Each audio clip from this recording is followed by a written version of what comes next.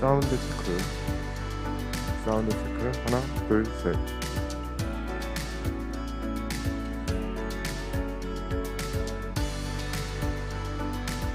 사운드 체크. 하나, 둘, 셋.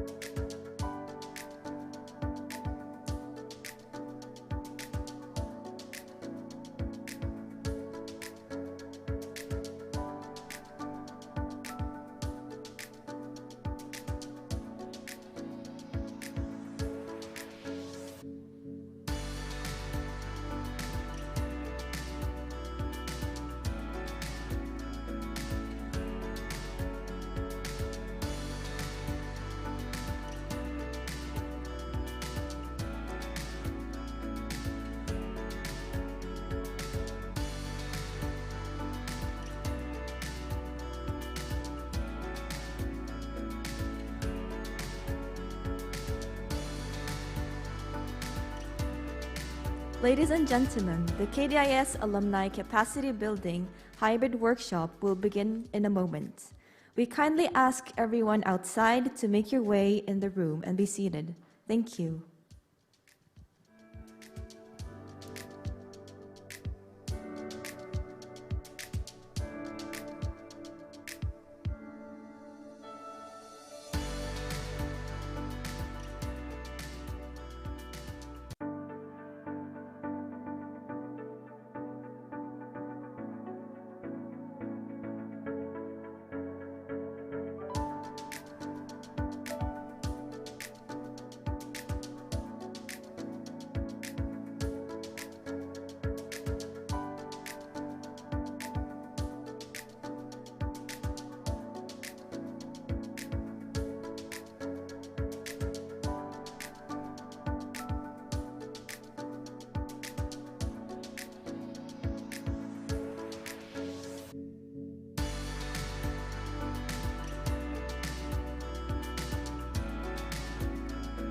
Good morning, good afternoon, and good evening, ladies and gentlemen.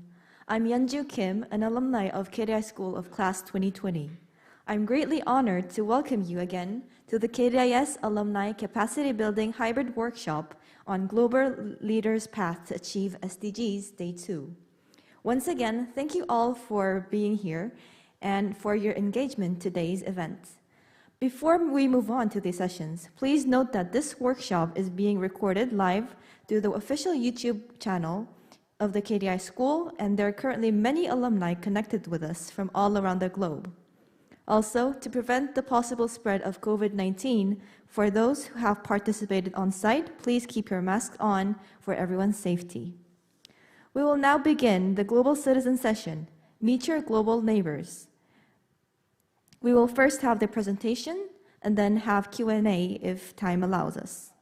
This session is organized to learn about our global neighbors and build our capacity as global citizens so that we can walk in solidarity toward peace and prosperity for people and the planet.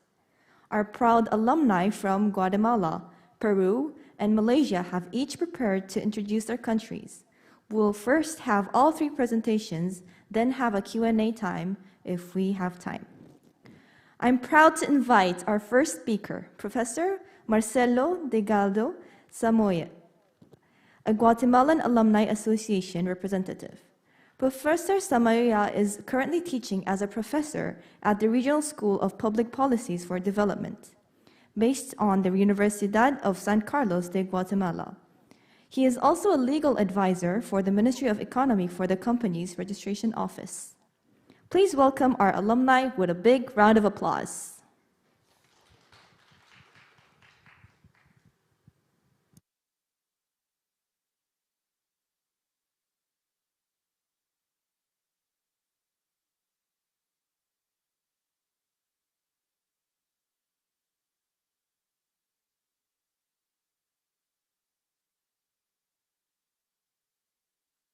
Thank you for to KDI School and the KDI School alumni for this opportunity to be able to talk to you and have this little moment to connect.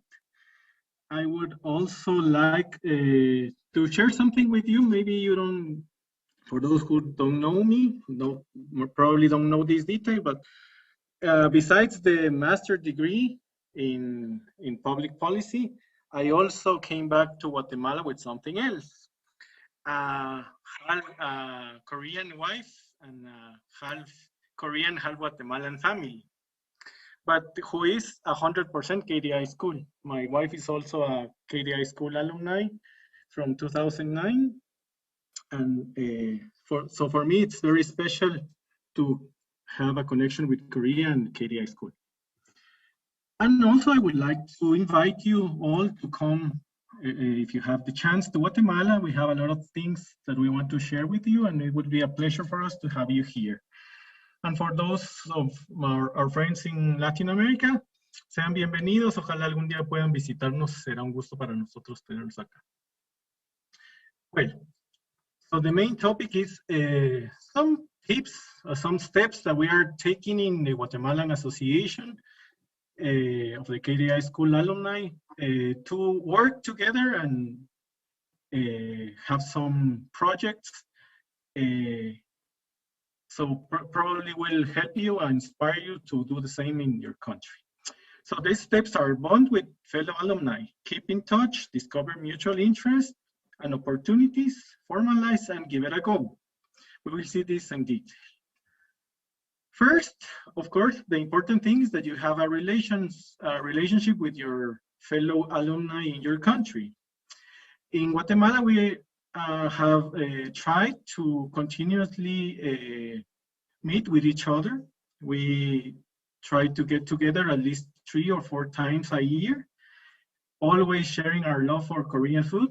And so we have built a special relationship with each other, and we can currently call ourselves friends.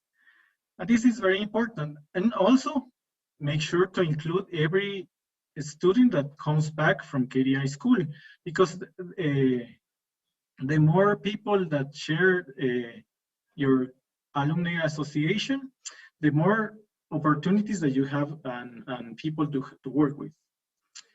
The second step is keep in touch, not only with your fellow alumni in your country, but also with professors and people from the KDI school and KDI school alumni. They have shared some tools that we can have, like the KDI School Connect and the different WhatsApp groups. So we can keep in touch with a lot of our friends in other countries and also in Korea. And well, in my case, I have had the chance to go to Korea. So every time I go, I try to meet with some of my dear professors and try to keep in touch with the KDI school. Third would be in your country with your friends in the Alumni Association, try to share your mutual interest. Maybe you have a special interest in education or voluntary work or some public policy that you can start working together in some project. More maybe it's just the shared love of the Korean culture and K-pop. These are some examples of topics that you can start working on. The fourth step that we have taken here in Guatemala Association is to formalize. Try to formalize any initiative in a legal way, in a legal form. For example, our KDI School Guatemalan Association became a civil association with recognition from the government in 2019. We also elected a board of directors who managed this association, and we have completed all the fiscal and legal requirements to become an NGO. This opens a lot of opportunity to search for partners, start writing MOUs, and probably also to find some funding, especially in the international cooperation. They have some projects that you can apply to and maybe formalize your initiatives. And the last step would be to give it a go. Don't spend too much time in preparing or thinking about the project, but it would be better to implement it. We here in Guatemala, we are interested in the education and the sharing of knowledge of what we are learning in the KDI school. So we have already started with a project, an academic project, to share the experience of development of Korea. We have had this course for 3 years now, and probably 100 students have taken part on this. So give it a go, start implementing this project, and with time, little by little, you will learn from it, improve on it, and will get better at it too. So thank you for your time. Thank you for this opportunity. Here's my contact information if you want to reach reach to me, and if you have any question or if you want me to help you in any way, I will be really glad to do. So thank you, and thank you, KDI School. Thank you for your presentation, and please give him a big round of applause. The second speaker is Ms. Beatriz Ermitano, 2019 MDP, a representative of Peruvian Alumni Association. Ms. Ermitano is a development economist with 10 years of experience in designing and implementing public policies in areas such as sustainable and territorial development, social inclusion, and urban recuperation. Please welcome her with a big round of applause. Well, thank you. Thank you so much for the opportunity to share about the association and also Peruvian culture. So I'm glad to be here. Well, as you see in the photo, maybe you can recognize that is Machu Picchu. So if you didn't know where is located Machu Picchu, where is in Peru. So we will try to bring to you in these 10 minutes to my country about the culture and also about how the association is working now. Well, as you can see, this is the faces of all the members that we are currently part of that. We're 19. We have around the same numbers of women's and men's. We are proud of that. And we are like, we were created in January of 2020. So we have just 2 years of be created. So now I would talk more about my country. Well, we'll first start with where is located Peru. So all of you are in Korea, you are in the Eastern world. So, but Peru is in the Western world, it's in the other side of the world. So in this part of the world, we have the north part of the Latin America and the center in the south. Peru is located in the south, as you can see in this graph. So the majority of the country of this area, we speak the same language, we speak Spanish. So, and I remember when I was studying, my colleagues from other countries says, you are from the same country? No, we are different, but we share the same language, which is very, very important. So, and the time difference is 14 hours. Now we are on Wednesday. So you are like 1 day more. So it's important to be located, where is Peru, right, located. So Peru has three main regions in only one country. We have the coast, the mountain, and the jungle. You can only spend 1 hour to just go from one part to another. That's very, very, very, very important and relevant. So you can find different culture, different landscapes, as you can see in the photos. So that's very, very, very important to my country. And in the left side, you can see the map. So we have around 25 regions. So, and we are a diverse country with many like types of culture, types of food, which is one of the most aspects that we are proud as a Peruvians. Then let me continue.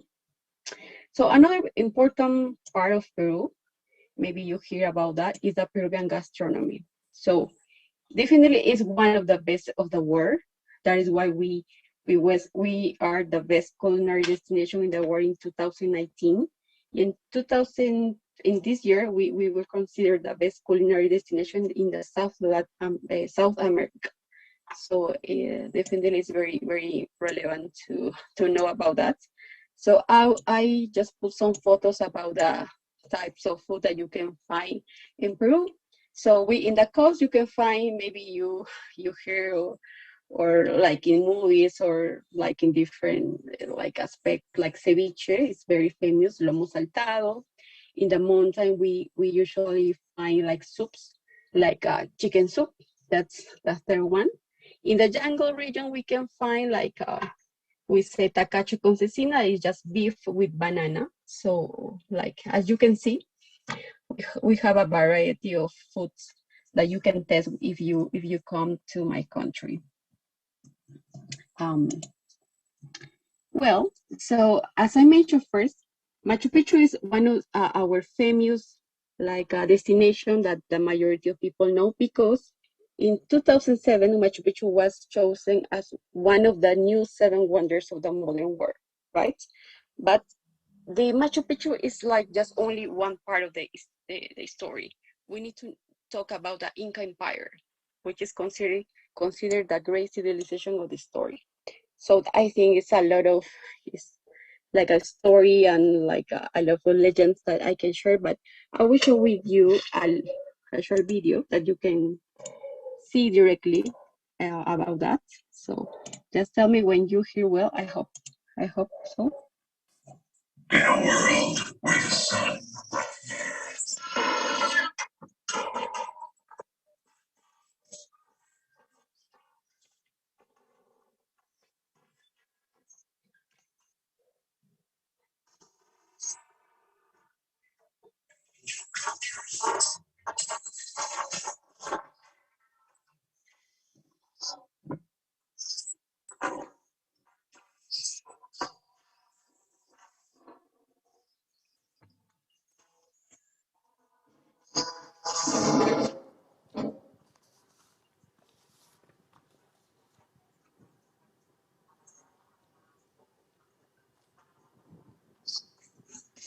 Miss Ermitano?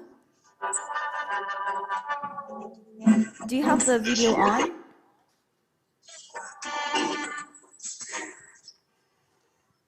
Miss Ermitano?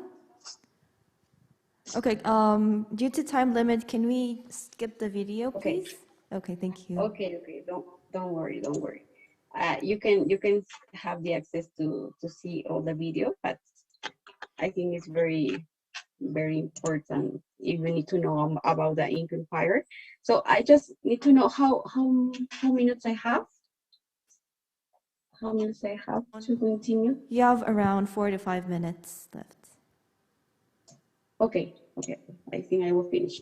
So the Inca Empire is very important and relevant for the I think Latin American South Latin America story because the Inca Empire was from like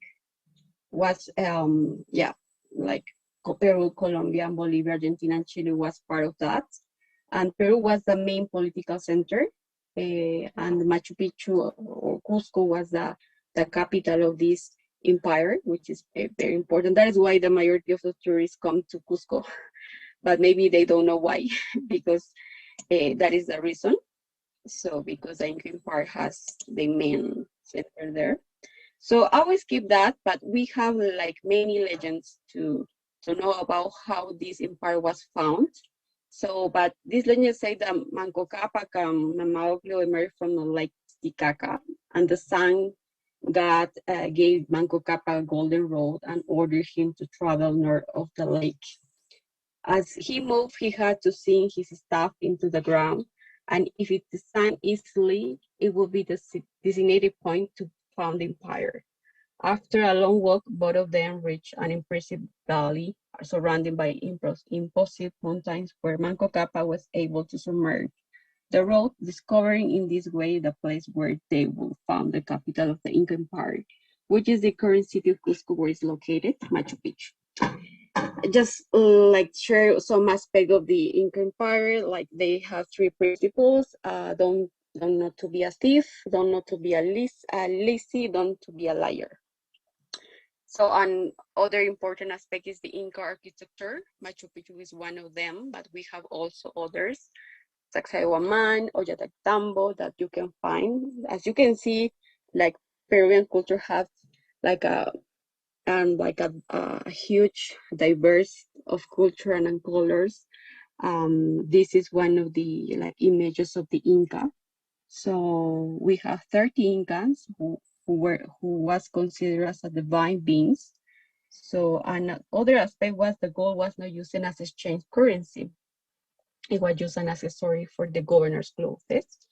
So on others, the main activities, maybe you see this like in the back part, these images is the Andes, but it's like stairs that is a way to maximize the productivity of the agricultural sector, which is one of the aspect that we can learn from the Inca Empire. So, well, this is just a brief way to introduce my country, and you can, after that, you can have the chance to visit in the future. So, but let me share in that maybe 2 minutes left about the Peruvian alumni. So during this COVID, because we were creating in 2020, just the same year that COVID started, we need to create new ways to stay connected, as my previous colleague mentioned, right? So we made like a couple of online meetings, as you can see in the photos, because to be connected is important. It's important to work together. And also we this year we create we made the first online balcony catering to new students. One of them is Analia, who is currently there, maybe. Or this is very glad to support her in this stage, to help her. And also Milagros, maybe she will start in the next year. So and also that the seminar is about like SDGs. So we consider like the Peruvian Alumni Association is an organization to work with these 70 SDGs, which is the partnership for the goals. So we try this year to be part of many groups in Peru. One of them is the Asian Study Center, which is part of the main public university in Peru, and also the Korean Peruvian Association. So the object of that, or to be part of both association, is to share more opportunities for more Peruvians, because we believe if one Peruvian improve, our country also Peru, and we try to stay connected the work with Korea and Peru, because both countries can work together for the development issues. So through education, we know that our country can improve. So, and finally, thanks for the chance to share about that. And also, I think there is a Peru for each and everyone, because as you see, we are like a mixed culture, mixed country, and so you are very welcome to come here. Thank you so much, KDI, for the opportunity. Thank you for the presentation. Please give her a big round of applause. Our last alumni for the session is Ms. Siti Sulaiman, 2017 MDP, a Malaysian Alumni Association representative. Ms. Sulaiman is an Assistant Director at the Teaching Development Policy Unit in Teacher Professionalism Division at the Ministry of Education, Malaysia. She has been serving in the public sector for 17 years with vast experience in education management. She'll be telling us the reasons why you should visit Malaysia. You will be tempted to book a flight to Malaysia after her speech. Please welcome her with a big round of applause.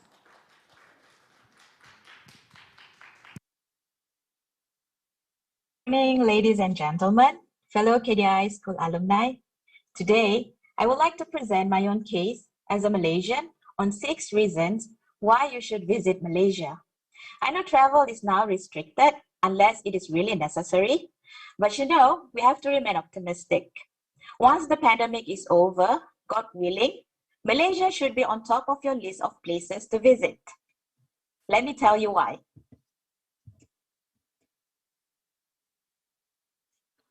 Malaysia sits right in the middle of Southeast Asia.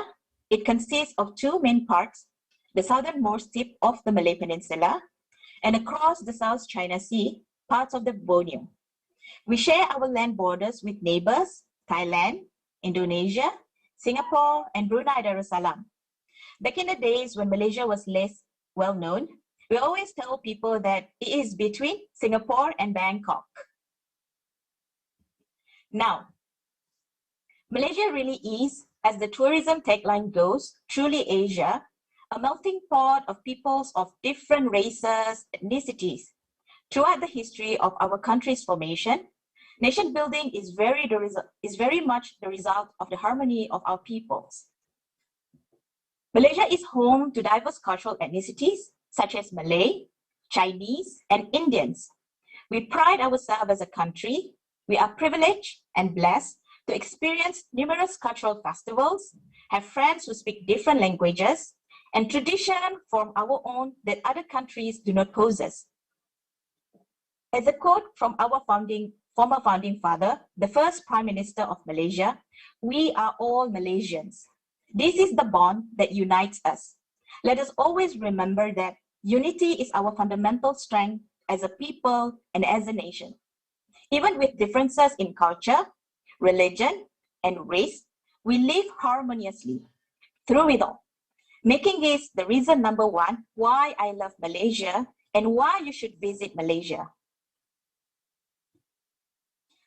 Continuing on the topic of cultural diversity, with a vast amount of ethnicities comes traditional cuisine as well. The number of 2 reasons to visit Malaysia is the food.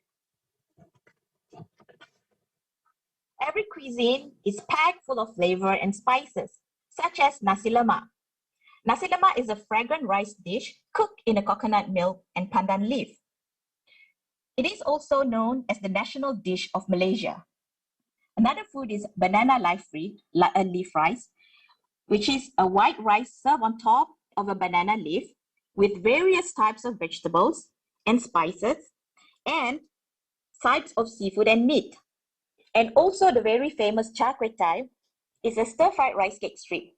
This is just to name a few, as the amount of Malaysian local dishes are endless. Well, look at this. There are 13 states in Malaysia, so you can imagine how many dishes they are. Not to mention endless amount of hawker centers, day and night markets, frequented by people of all races, cultures, and classes, and filled with endless amount of street food for you to choose from. This should definitely be one of the top reasons why you should visit Malaysia. And just so you know, all these pictures are my favorites. Okay, moving on. Not only known for our food and beautiful sceneries, but we are also home to a few UNESCO's recognized historic cities in Malaysia. It is an honor for Malaysia to promote our local pride in the natural and man-made wonders of the country and why we love Malaysia. Okay, for example, Malacca town is famous for stepping back into history, which is rich heritage, and Georgetown in Penang is known for its British colonial buildings, temples, and Chinese shops. These towns are perfect examples of various cultures from the Malay, Chinese, and even the Europeans coming together to create a harmonious and unique architecture, culture, and town that exhibit why you should visit Malaysia, reason number 3. Well, if you are an animal lover, then you won't be disappointed. Malaysia has greatest diversity when it comes to wildlife. This is the reason number 4 why you should visit Malaysia. If you research attraction in Malaysia, islands such as Langkawi and Penang will be a top contender. But exploring off the beaten track and avoiding the typical tourist spot will earn you the most breathtaking views you will never forget. During the monsoon season, the rainforests in Malaysia are at the very best. There are many parks for you to visit and many sites that you will treasure forever. How could you resist such experience? Malaysia has the best weather I could imagine for myself. You know, we also have 4 seasons too. Warm, hot, hotter, and the hottest. Even during the monsoon season, it is still hot in Malaysia. So this is the reason number 5 why you should visit Malaysia. Malaysian weather is truly an experience. Since it's right on the equator, the country's tropical humidity, a mixture of both high heat and sudden rain, is like no other. All you ever need when you come to Malaysia is to bring an umbrella. Okay, last but not least, reason number 6 is the city of Kuala Lumpur is a fantastic example of modern architecture in Malaysia. The skyline in Kuala Lumpur is terrific and probably one of the most iconic in Asia. The most well-known buildings are the Petronas Twin Towers, which also are the highest twin buildings in the world. Putrajaya may not be the first place that comes to mind when you think of Malaysia. Since 1999, it has been the administrative capital for the federal government. Later, becoming the third federal territory of Malaysia, following Kuala Lumpur and Labuan. Putrajaya is filled with immaculate government buildings, wide boulevards, scenic bridges, and pockets of greenery. Putrajaya is another world of its own. Well, I would like to share to you a customer's feedback after her trip to Malaysia. Let me read it out for you. So this is from Feruza, spring 2018. I can't express my impressions of Malaysia in one sentence. It is such a lovely Muslim-friendly country, beautiful, dynamic, and calm.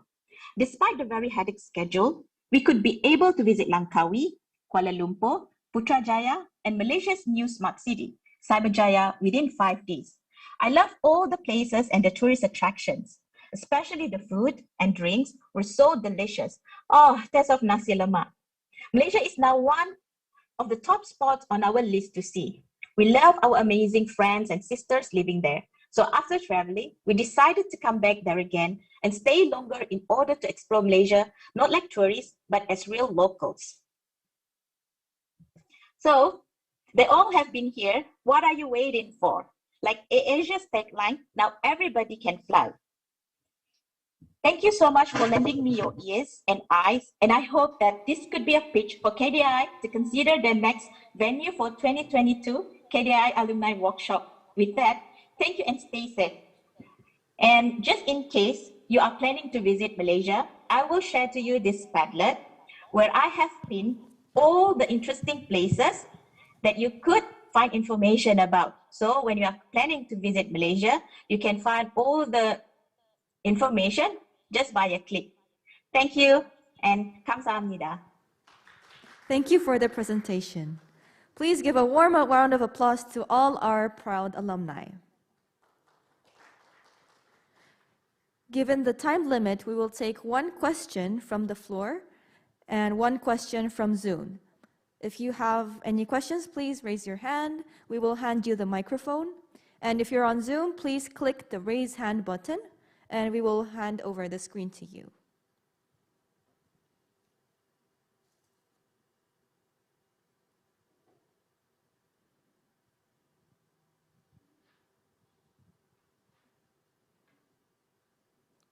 Seems like we do not have questions on Zoom or on the spot. Okay, so ladies and gentlemen, this marks the end of the Global Citizen Session. We hope you all had a great time listening about these speeches from our neighborhood countries. Now we will have a short 5-minute break. After the break, we will continue with the 4th session on Sustainable Development Goals. Online participants, please stay tuned and we will see you soon.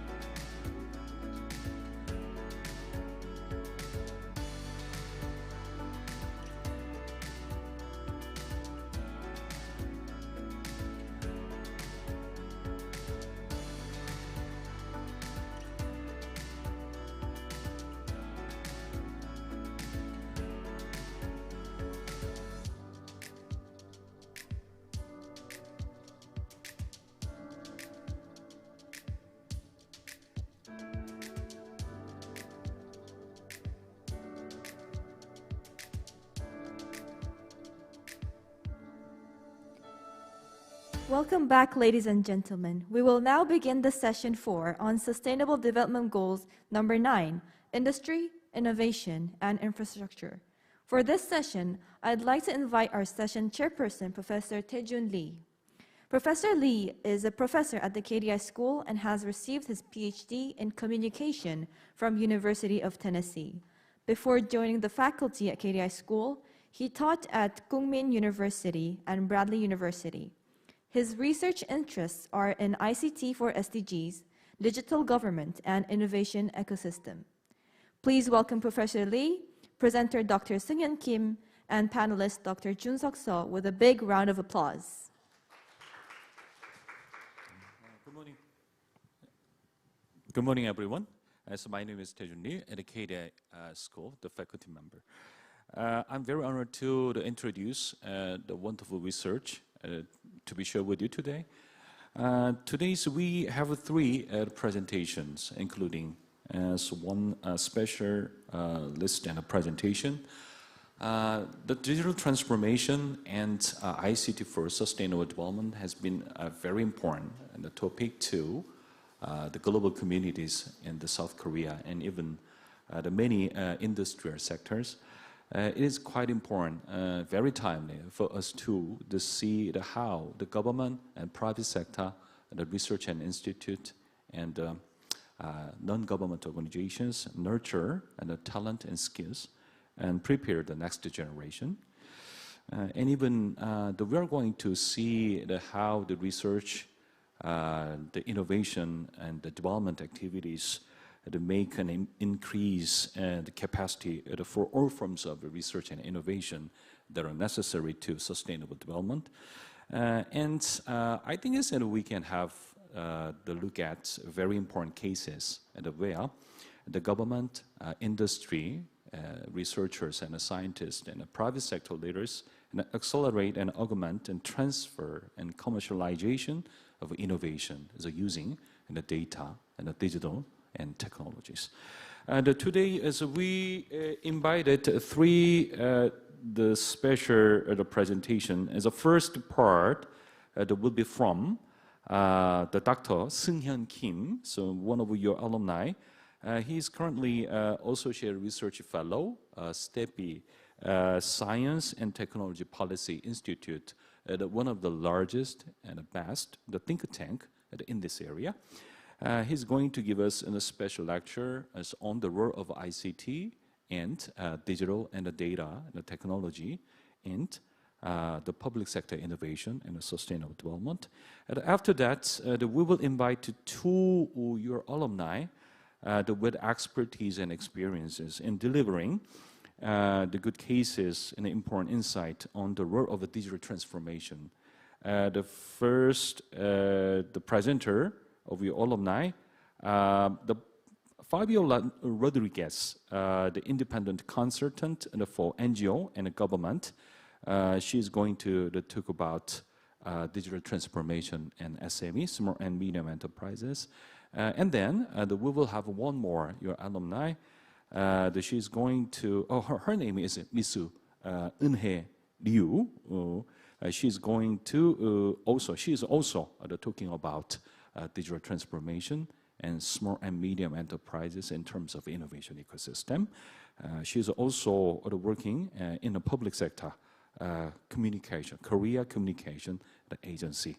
Let me invite first a special lecturer, the Dr. Seung-Hyun Kim. Could you please deliver the lecture? Please welcome the clap on our hands.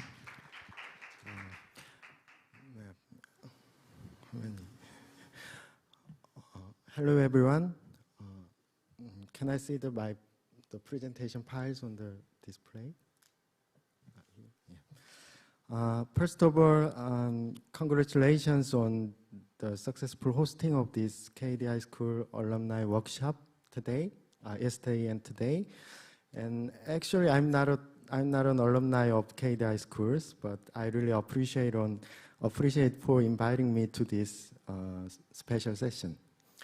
Today, I'll introduce the digital transformation and changes in innovation activities in terms of the definition of digital transformation and its effect and changes in the corporate activities and industries and related Korean policies and implications.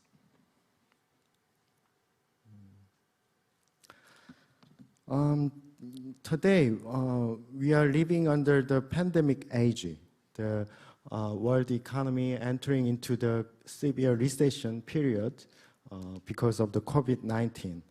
As you see the left side tables, left side figures, the global economic growth rate or global outlook is not positive. And the concerns about the economic downturn due to the combined recession in domestic and foreign demand.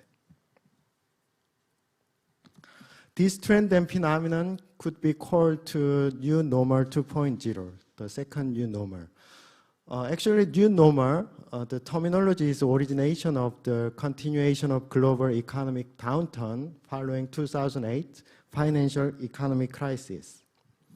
And the new normal 2.0, the second new normal, refers to the phenomenon that real economy also contracts as a pandemic of COVID-19 overlaps with the new normal age. To adapt this new normal era and overcome this crisis and secure the sustainable growth through the adaptation, digital transformation needs to be deeply spread to the corporate innovation and industrial innovation.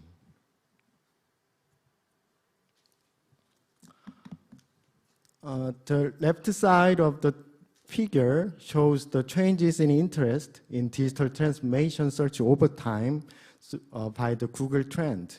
As you see that there's a dramatic changes, the rising trend from 2014 or 2015 to the present.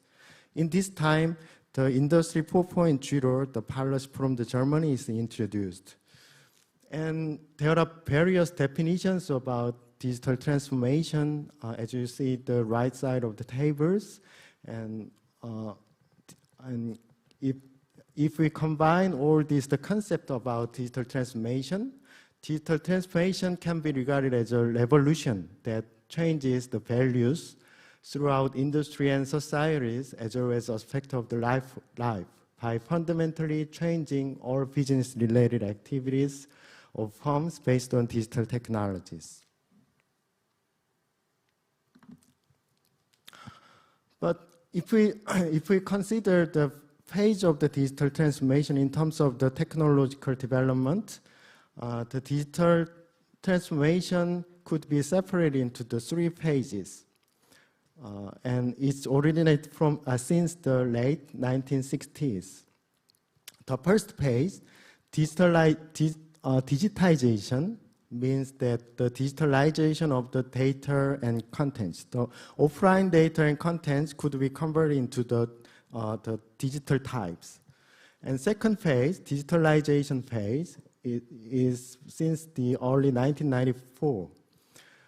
It includes the digitalization of the processes and products and services.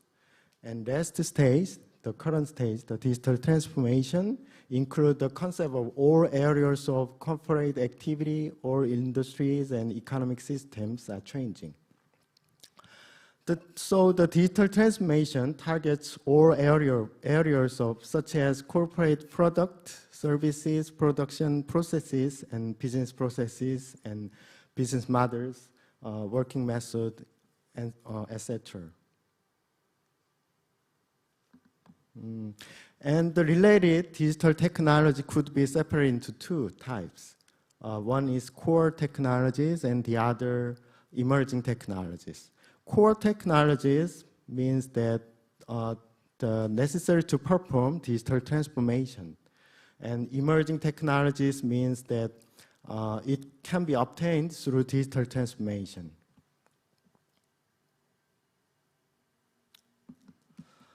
And all these digital technologies could be projected into the corporate or business or industry areas through these four layers. The 4 layers include digital infrastructure layer, digital platform layer, digital application layer, and digital service layers. Infrastructures include the computer or systems or related hardware infrastructures, and platform is a process, data management process and information systems like that. And applications include the various digital services provided from the platforms. And services include the final products or services and other specific purpose services.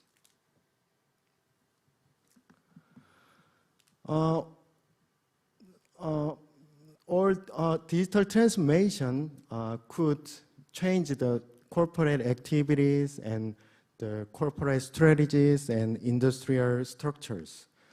At first, the changes in corporate activities are like this. I separate into 4 levels.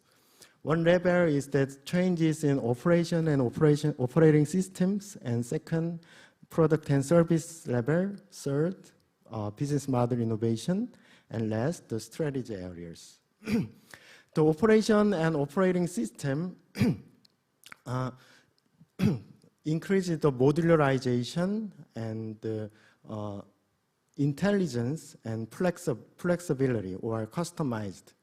And in the product and service level, convergence of the product and services are increasing.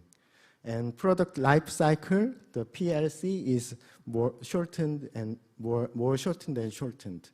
And business model perspectives, the number of platforms are affected to found a new business model. And the importance of the data is increased. And a strategy level, it could be more separated into 5 levels, like the right side tables. The customers, competition, data, innovation, and values. The customer perspectives from the mass market customers are changing to the dynamic network-based customers. And competition stages, there is a competition within the defined industries and changes to the fluid industry and network of the industries. And innovation, it was important that the finished product is important. But in the future, the prototype, viable prototypes and iteration after launch will be more important. And how about the industrial structure changes?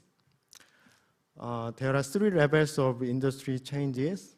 First one is the collapse of the industrial boundaries and convergence between industries and emergence of new industry and some changes in existing industries, and connection between the forward and backward companies are followed. To adapt this trend and business or industry changes, in Korea there are many digital transformation related policies, but all of the policies, the vision is the same. The vision is that accelerating the transition to the digital economy, facilitating untapped economy to minimize the damage caused by COVID-19, and more growth opportunities offering and enabling citizens to work and rest more conveniently, and so on. The most representative policy from Korea is the New Deal project.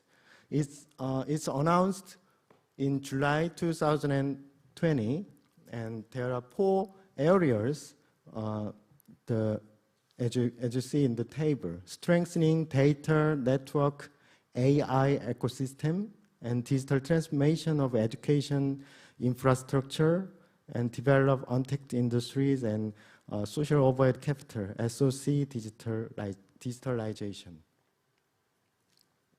And there are 5 representative specific projects, including data dam or AI government, it's an e-government, and smart medical infrastructure, and green smart school, and digital twins.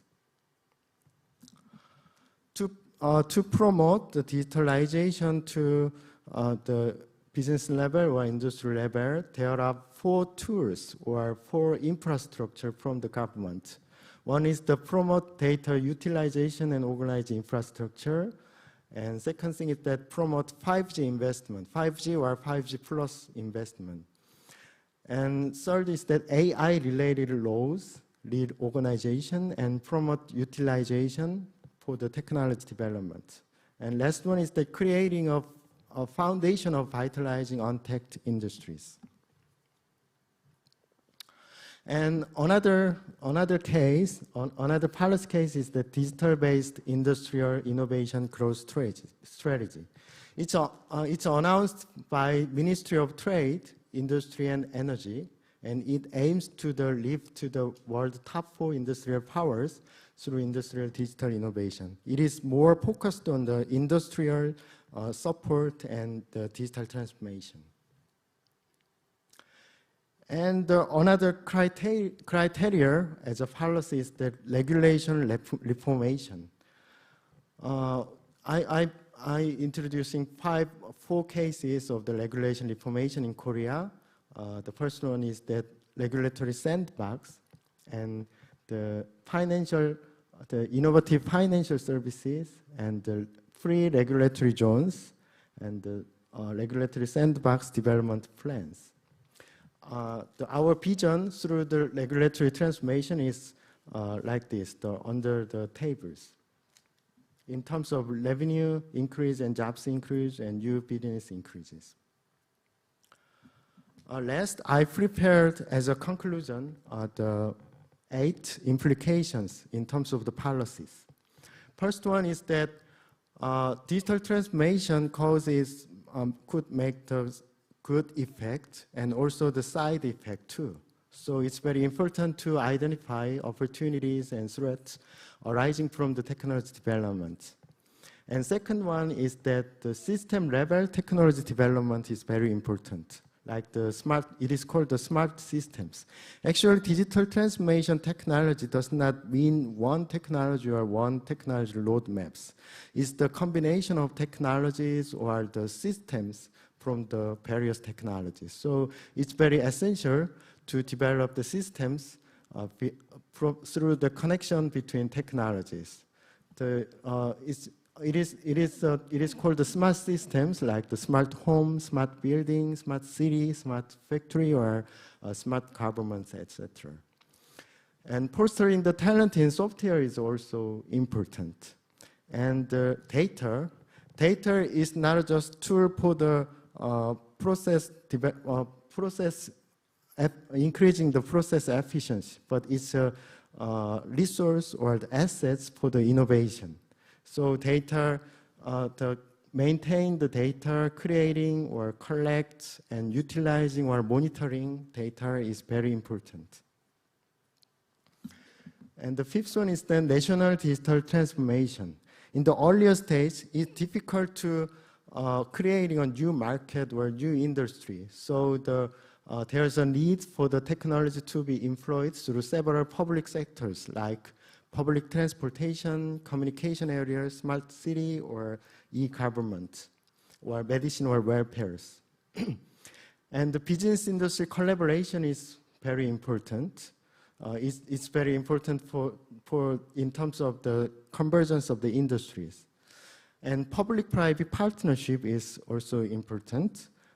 Achieve the digital economy through digital transformation, the continuous effort must be put into the developing companies' business models, and the public-private, the technology transfer or the partnership activities. And last one is that related to the digital divide. One of representative side effects of digital transformation is that digital divide or inequalities. So digital inclusive policies are very important to promoting the welfare for vulnerable groups through ICT technology and narrowing the gap between the peoples or between companies and between industries or national levels. This is my last presentation, and thank you for joining this session. Thank you. And this is very meaningful. The presentation is very timely to our understanding and preparation for the use of the ICT, the data and the digital technologies to resolve the problems that we are facing. Actually, the South Korea is making a very new design and grand model of using the data, digital, and the network and artificial intelligence to solve the problems such as carbon neutrality, demographic changes, and the many kinds of social problems we are facing. I think that this presentation is making emphasis on the role of the data and the digital and entrepreneurship, especially human capital and human talent and human skills in terms of adopting and using science and innovation for the benefit for all people and all of the societies and even the country and the global communities. I think the AI and the data and the science and the innovations, they must be able to solve the problems and help the government and the society to anticipate the future and even deliver and design and very nicely design the platform of making co-creative, collaborate with the governance and in terms of making values. And even the ICT enable us to deal with wicked problems and even the making greater inclusive society to help the customized and well-designed and well-timely and designed public services to the citizens and global the society and communities. Thank you for this presentation. Okay, the next part, we're going to invite the alumni as announced before. First presenter, Fabiola Rodriguez, an independent consultant for NGO. Fabiola?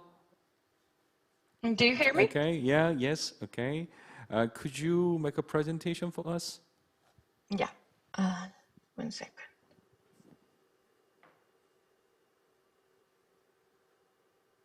Do you see the presentation? No. Here? Now. Okay. Yeah. Well, hello everyone. It's very nice for us to have the opportunity to present our policy memo, focus on enhancing small and medium enterprise digital transformation through a mix of policy approaches. Here, the structure of our presentation. And to begin, as is well known for everyone, the pandemic caused by COVID-19 has had negative economic and social impacts that affect all the sectors of the society, and small and medium enterprise, SMEs, have not been the exception. In fact, the financial fragility of many small businesses and their limitations to gain access to financing or invest in teleworking infrastructure, diversify or adapt their business have had even major impact than in bigger companies. In both countries, Costa Rica and South Korea, SMEs are an important source of employment and a key supplier of goods and services to a large share of the population. Estimates suggest that SMEs comprise as much as 99% of businesses in both countries and 88% in South Korean workforce and 34% in the case of Costa Rica. So in order to detail each case separately, I'm going to explain a little bit about the Costa Rican context. The pandemic arrives to our country while it was facing an important crisis, fiscal crisis and a reform, and a fragile economy situation with high unemployment rates. So according to the Ministry of Economy, by the beginning of 2020, with the first cases of COVID-19 and the mobility restrictions, 71% of SMEs report sales reduction up to 50%. 71% of SMEs did employee hours reductions and layoffs. This aggravates the unemployment rates that we already have. On the other hand, the digitalization process in the country still faces many challenges. Before the pandemic, just 3% of SMEs sold their products through digital platforms and offered delivery. According to the Entrepreneurship Index in Costa Rica, the two indicators related with innovation have low rating. Despite this, several studies shows also that more than 80% of SMEs have electronic devices and 90% have access to the internet. So in other words, in Costa Rica, we face a problem of seizing technological resources rather than a complete lack of access. In this scenario, as a response, the two main types of policies to promote digital transformation in Costa Rica are those to facilitate business operation and to promote innovation. The first one was a regulatory legal improvements. A notable reform underway is the digitalization and the simplification of administrative procedures for businesses. As a COVID-19 response, the government promotes single digital platform that allows all the processes, procedures required by the companies to formally settle, operate, and function in Costa Rica, and also the use of affidavits to simplify more than 100 procedures. The second measure was to extend the validity of a SME registry. This specific registry implies benefits during a year, such as financing resources for developing a banking system, business development service, and technical assistance, tax exception, and others. So it was extended for 2 years for those who already had it. The third measure was with the purpose of facilitate financial digital transactions. The government established an interchange fee maximum for the digital card system. This law regulates the maximum commission charged by the service provider on processing the transactions that use payment devices. This specific measure is expected to support SMEs at reducing their transaction costs. The fourth measure was the implementation of electronic payment national system called SIMPE. This was by the Costa Rica Central Bank and also facilitates by allowing for a real-time money transfers, including from one phone to another, even with different bank accounts. And the last measure that the government took was the creation of small business development centers that provide micro, small, and medium enterprises with high-value assistance that enable them to grow sales, improve competitiveness, create sustainable jobs, and long-term economic impact. My partner is going to explain the rest of the presentation.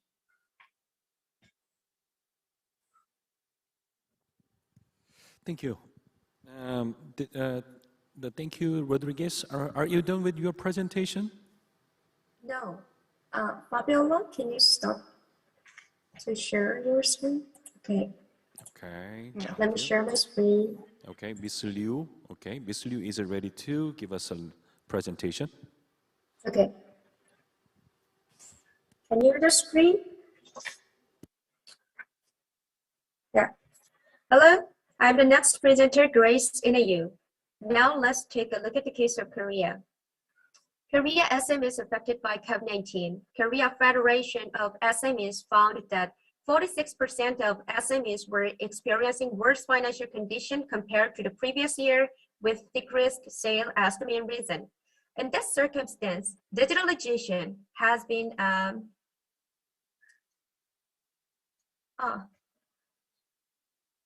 sorry.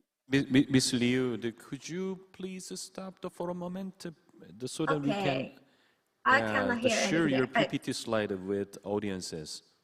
Okay, sorry. Can everyone see the screen now? No. No? Could you give it a try once again? Okay, sorry. Okay.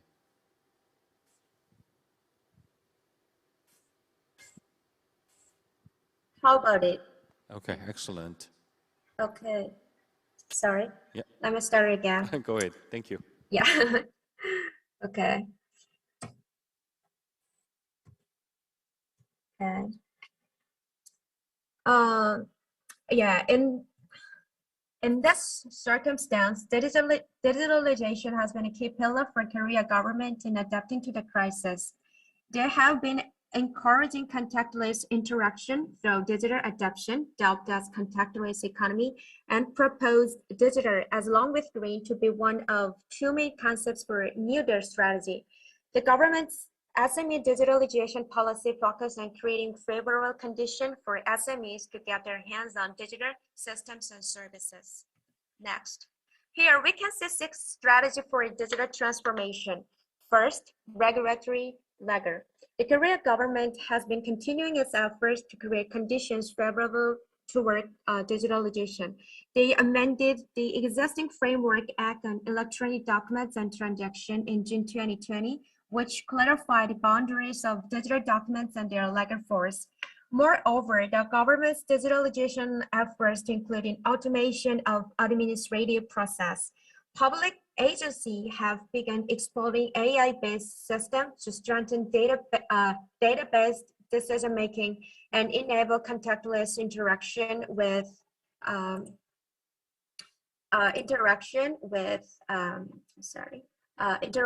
business.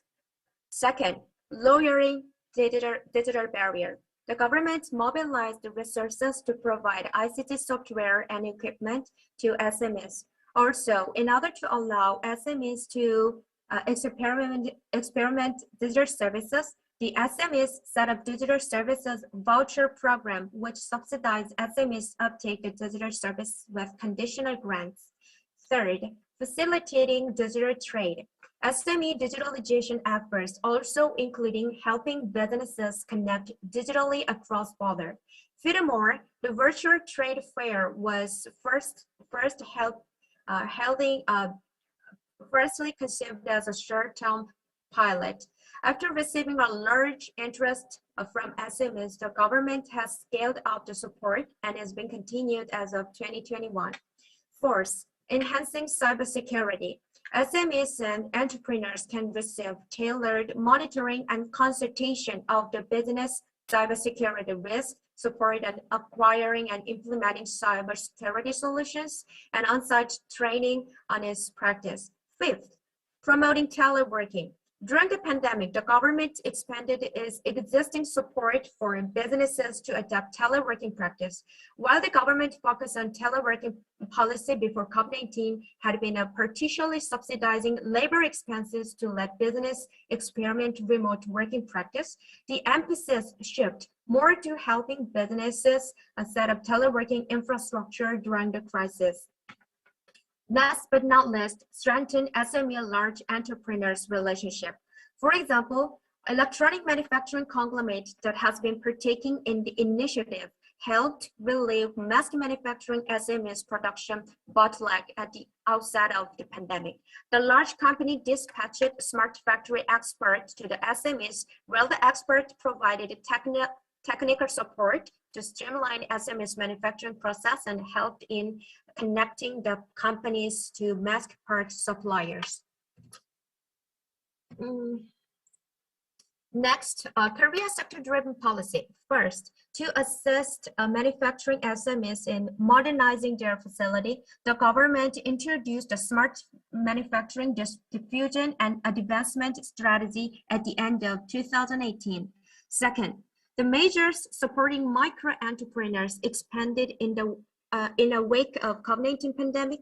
Moreover, public payment system is another type of existing support that was utilized during the crisis. Last, effort has been directed at strengthening digital and online training offered to them. Next part is about policy comparison. First point is that there is a large cross-country differences, mainly digitalization level, including infrastructure, culture, and technological capacities. Tele-infrastructure investment for developing countries are still a real challenge. Second point, it is interesting the policy intervention, national strategy, and instruments in both countries. The efforts focus on lowering barriers, promote the adoption of new technology, facilitate investment, and digitalize public services. And SMEs in both countries are still face challenges in going digital compared with large firms. This last part is a policy recommendation. 3 policy steps could be proposed. First step, government should focus their main effort in regulatory barriers, market conditions, and digitalization of public services. This is the nature scope of action for governments, and it is fundamental to small business because it reduces transaction costs and bureaucracy. Besides, it provides SME with incentive to further technology adoption. Second step, it is important to encourage and facilitate digital transformation and innovation for SMEs. In order to encourage SMEs technology uptake, complementary policies need to increase SME awareness and capability on digital infrastructure, like supporting technology adoption from financial to technical training assistance, data protection, and cybersecurity. In addition, sector-wide solutions have often been implemented for accelerating technology diffusion within targeted business ecosystem. There should be a focus on lack of information and awareness by including better data about digitalization, because SMEs owners are often unaware of the potential of new tools, so the encouragement of SME upskilling is fundamental. Next step is building a supportive environment for SMEs. Emphasis is being placed on digital network, large-scale research, and computing infrastructure and platform for technology transfer that contribute to make SME business environment more innovative.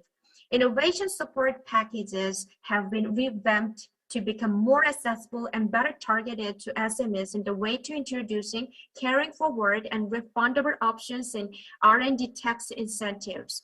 Furthermore, innovation procurement programs also provide SMEs opportunity to access more innovative markets, either for commercializing their products or for increasing their innovation capacity. This is the end of our presentation. Thank you for listening. Thank you. So we have learned from the two presentations, we can have the comparative views into the national level strategy for nurturing and cultivating entrepreneurship and startup, the small and medium enterprises that is very important to national the mission. And even so we can have the systematic understanding of the national level experimentations and achievement to help the SMEs and the startup companies to be more mature economic agent and entity and even infrastructure and a platform. And even in these two presentations deliver us a future-proof ideologies enabling society and technology to prosper SME and even national level economic ecosystem. Right now, we would like to learn more from the two panelists. The first panelist from Professor Hanban University of the Professor Dr.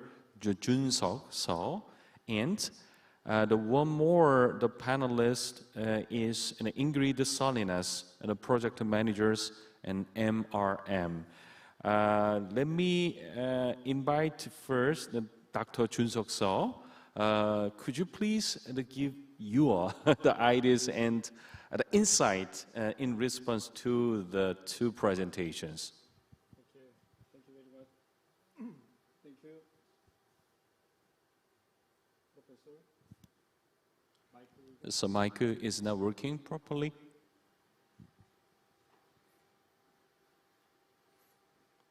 Do you want? Okay.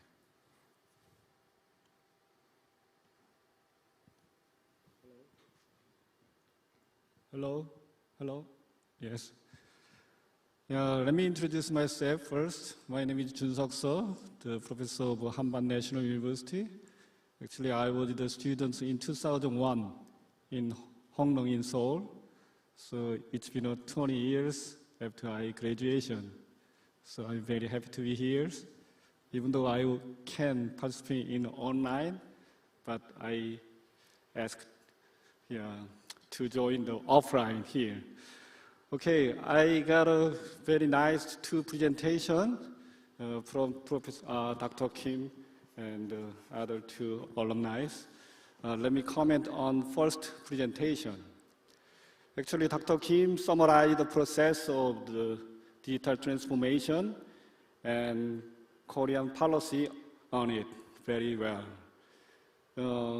Through Dr. Kim's presentation, I learned a lot about digital transformation also. Digital transformation seems to be an essential strategy to achieve the sustainable development goals set by the UN. Moreover, despite the global economic slowdown caused by the pandemic, the fact that the online commerce and the payment market based on the digital transformation related technologies continue to grow seems to explain this well. 1 month ago, I think, the British magazine Economist said that even in pandemic, the online payment market using digital transformation technologies increased by 41% in 2020. In fact, I'm teaching the big data introduction course in my universities this semester. What I think during the lectures is that Korea's digital transformation related infrastructures is well established, but training the manpower for this seems to be somewhat insufficient, actually. In other words, there seems to be a gap between the knowledge desired by industry and the knowledge provided the school, the universities. In that sense, I'd like to ask Dr. Kim. Actually, Dr. Kim's presentation also said that the government will foster 16,000 digital professionals in Korea. So I'd like to ask Dr. Kim to share your ideas if you have the kind of ideas how to solve this kind of gap. Can you? So this is my questions to you. And second, to the second speakers, it's very impressive presentation about the research of policies for Costa Rica and Korea's SME. According to the media,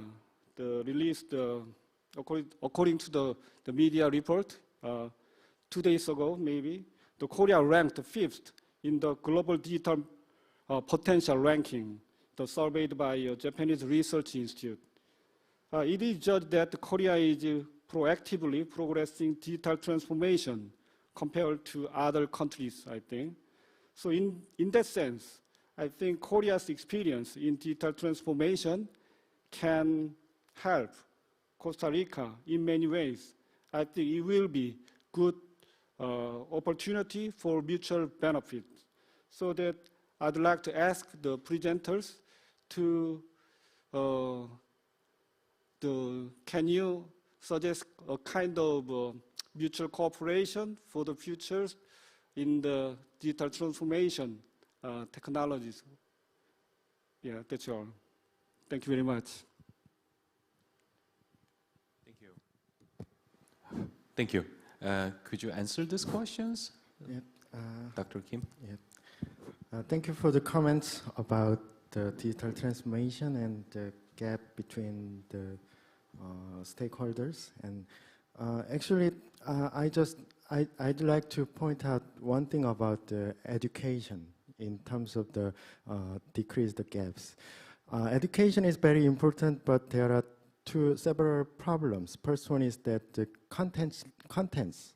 There are many policies about the education, and the demand for the education is high. But the problem is that the program or curriculum level, or the system for the education is similar to the previous one. So they increase the customized contents in terms of the demand from the private or enterprise sizes is very important.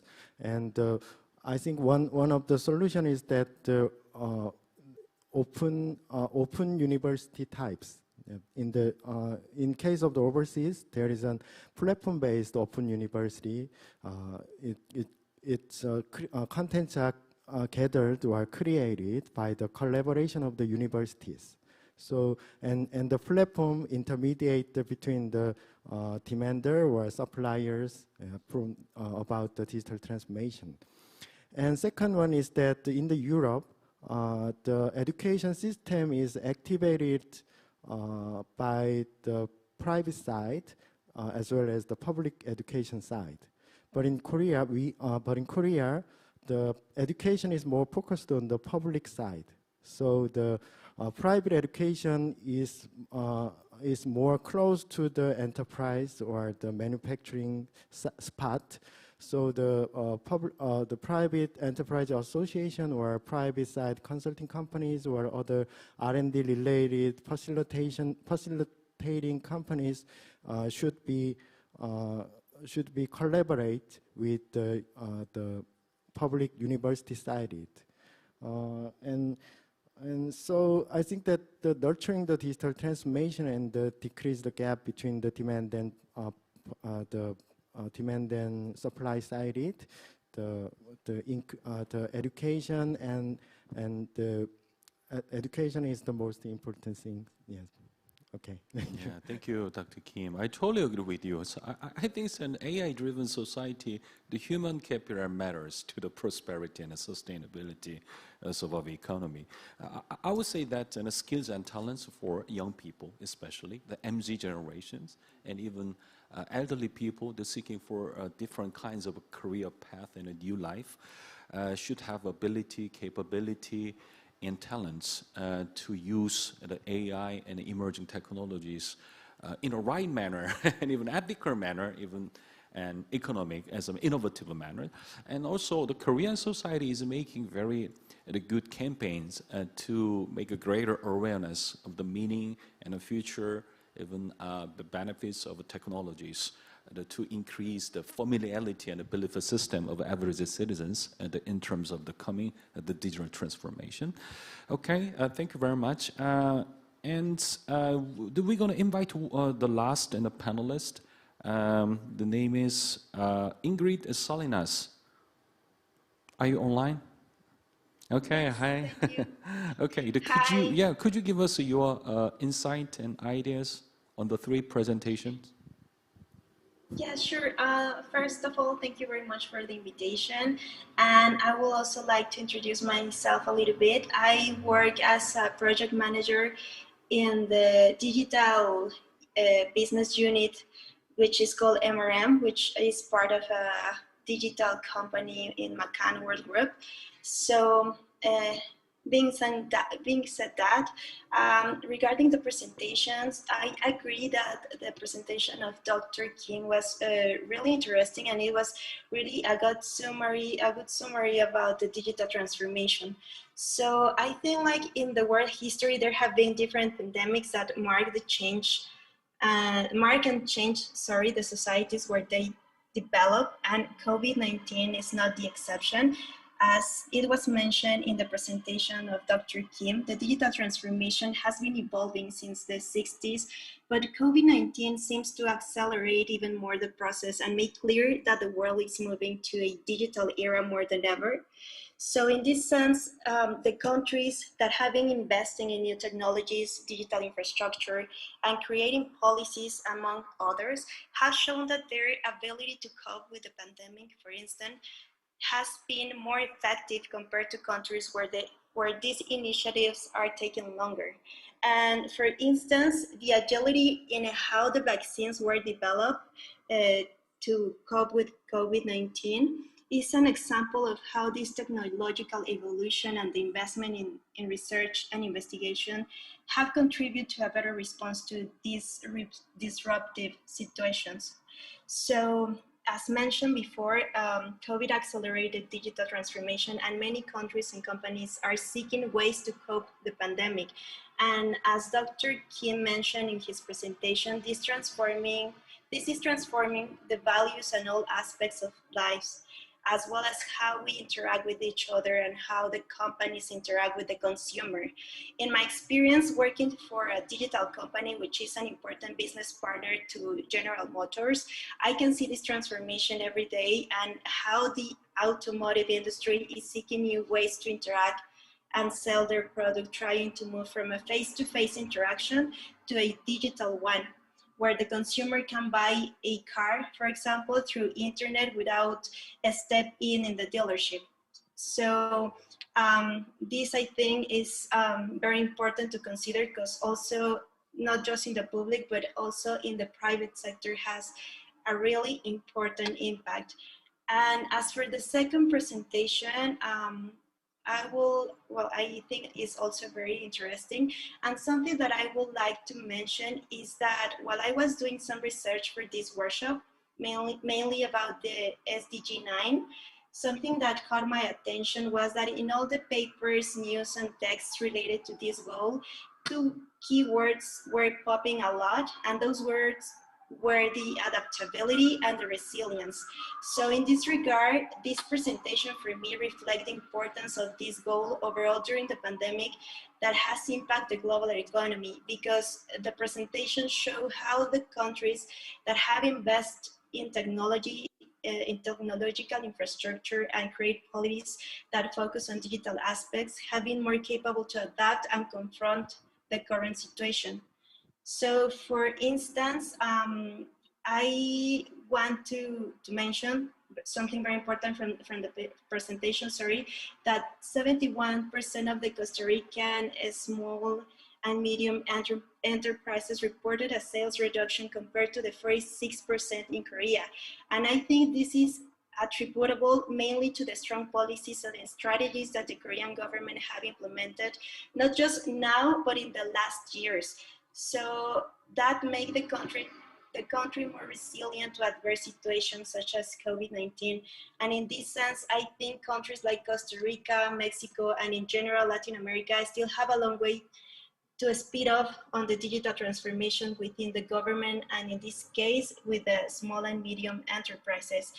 And just to add something, and just my final comment, I would like to ask a question to Fabiola regarding the presentation. They mentioned that 80% of the small and medium enterprises have electronic devices and 90% have access to the internet.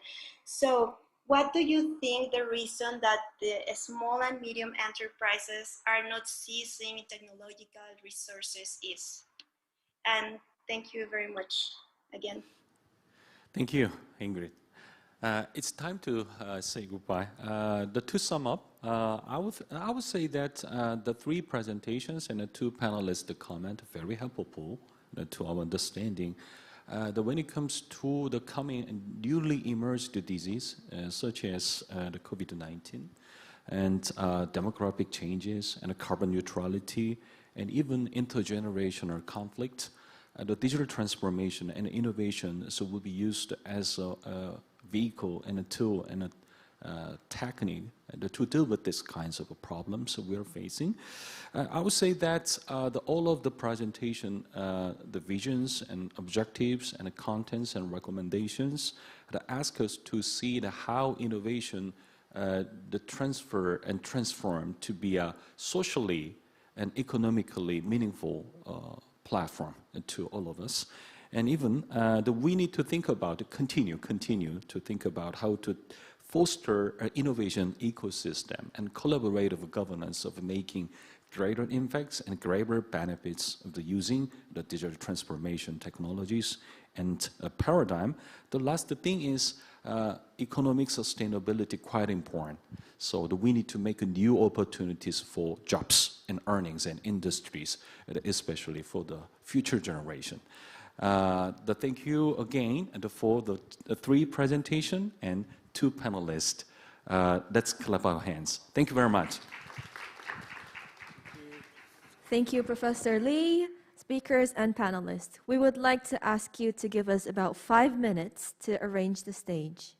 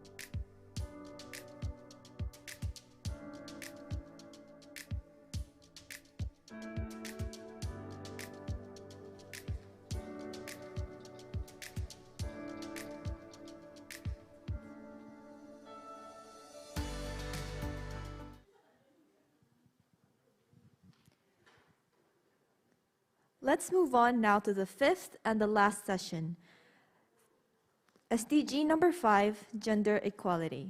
For this session, we have Professor Kim Joeun as the chair.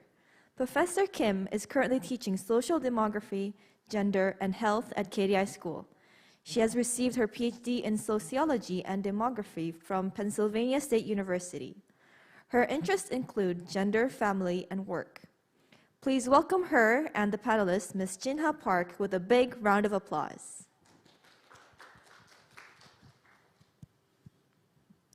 Welcome everyone for coming to the last session of the KDI School Alumni Workshop. My name is Joeun Kim, and I'm an assistant professor at the KDI School of Public Policy and Management. I'm very honored to serve as a chair for the last session on gender equality. We will have two presentations on gender. By first one is Dr. Eun Kim, who is a research fellow at the Korea Women's Development Institute. And the second speaker is Yani Serega, who is a 2018 MPP alumni and working as an associate at Microsaving Consulting. And then we have two panelists, and first one is John Dark Umulisa, 2012 MPP student alumni, who is working as a program coordinator at Academy of Women Entrepreneurs in Rwanda. And then our last panelist is Ms. Gina Park, who is sitting next to me. And she is a 2010 MDP alumni, working as a country director for Ethiopia office at Korea Foundation for International Healthcare. So please remind that we have 15 minutes for each presentation, and then we will have 10 minutes for each discussion. So first, let's invite Dr. Eun Kim. Are you ready? Yes. Can you hear me? Yes, I can hear you. Okay.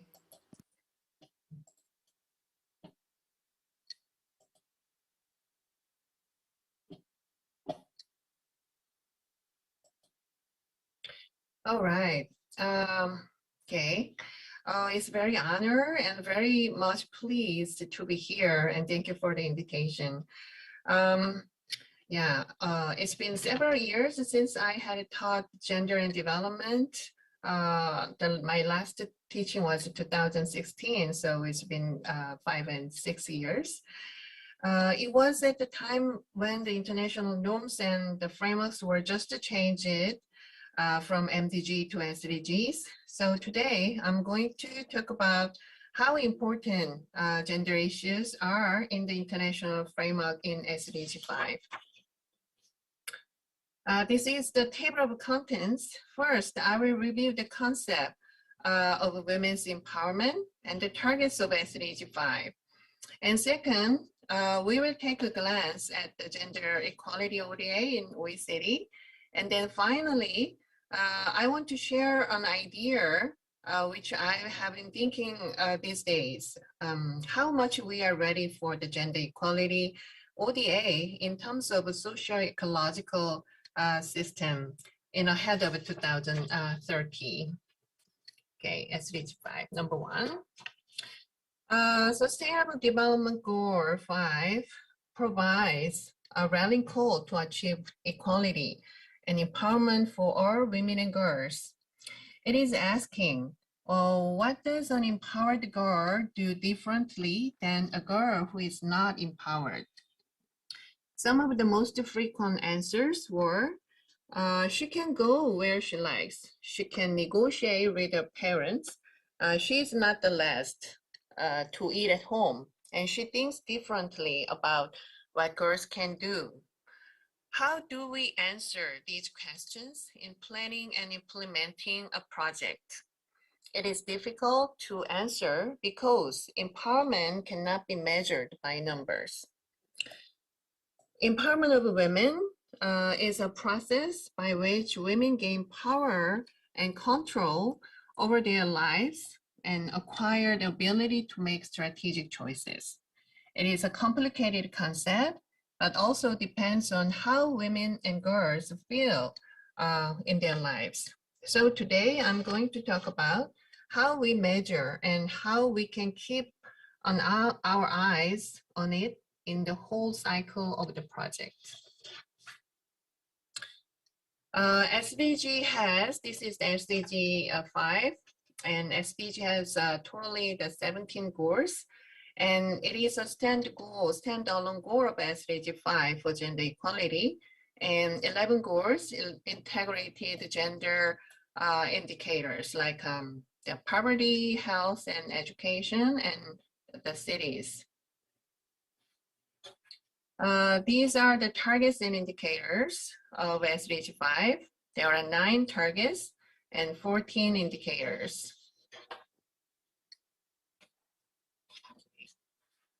This is from the SDG Progress Report in 2021, the recent one.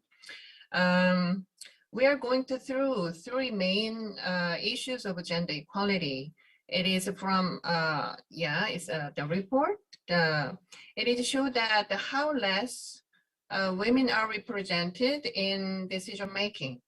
Women's participation in national parliaments, local governments, and managerial positions are less than 30%, except Europe and Northern America, in which reached almost 40%. This is the GBB. 1 in 3 of the women have experienced physical and sexual violence in their lifetime since the age of 15 by an intimate partner. Violence against women gets worse and worse and intensified by the pandemic. This is the ownership, the legal rights. Regarding the legal ownership of land, women's share is not equal to men's. It is still a challenge for women to own a property by her name. Okay, and then we can say that what is gender policy? Gender policy is a very comprehensive policy to promote the women's rights and status in political, social, and economic life. And also, it is to meet not only women's practical gender needs, but also the strategic gender needs. Gender equality policy system. There are 2 approaches and 1 strategy to make a gender policy. Women have practical needs and strategical needs. To achieve gender equality means to transform the established society, in which sometimes women have to accept and perform the expected role as a woman. And in doing so, women need an immediate needs to be supported, like child care. On the other hand, women should be ready to transform the established legal system and society.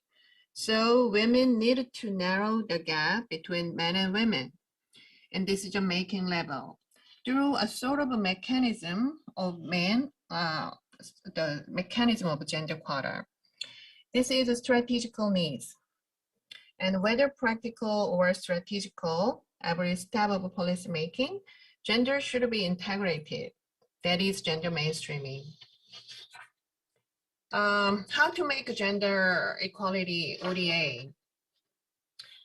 This is a project cycle, and it shows how we can make gender ODA in each step of a project. So you can see, to achieve SDG 5, a project should be designed and planned with gender perspectives.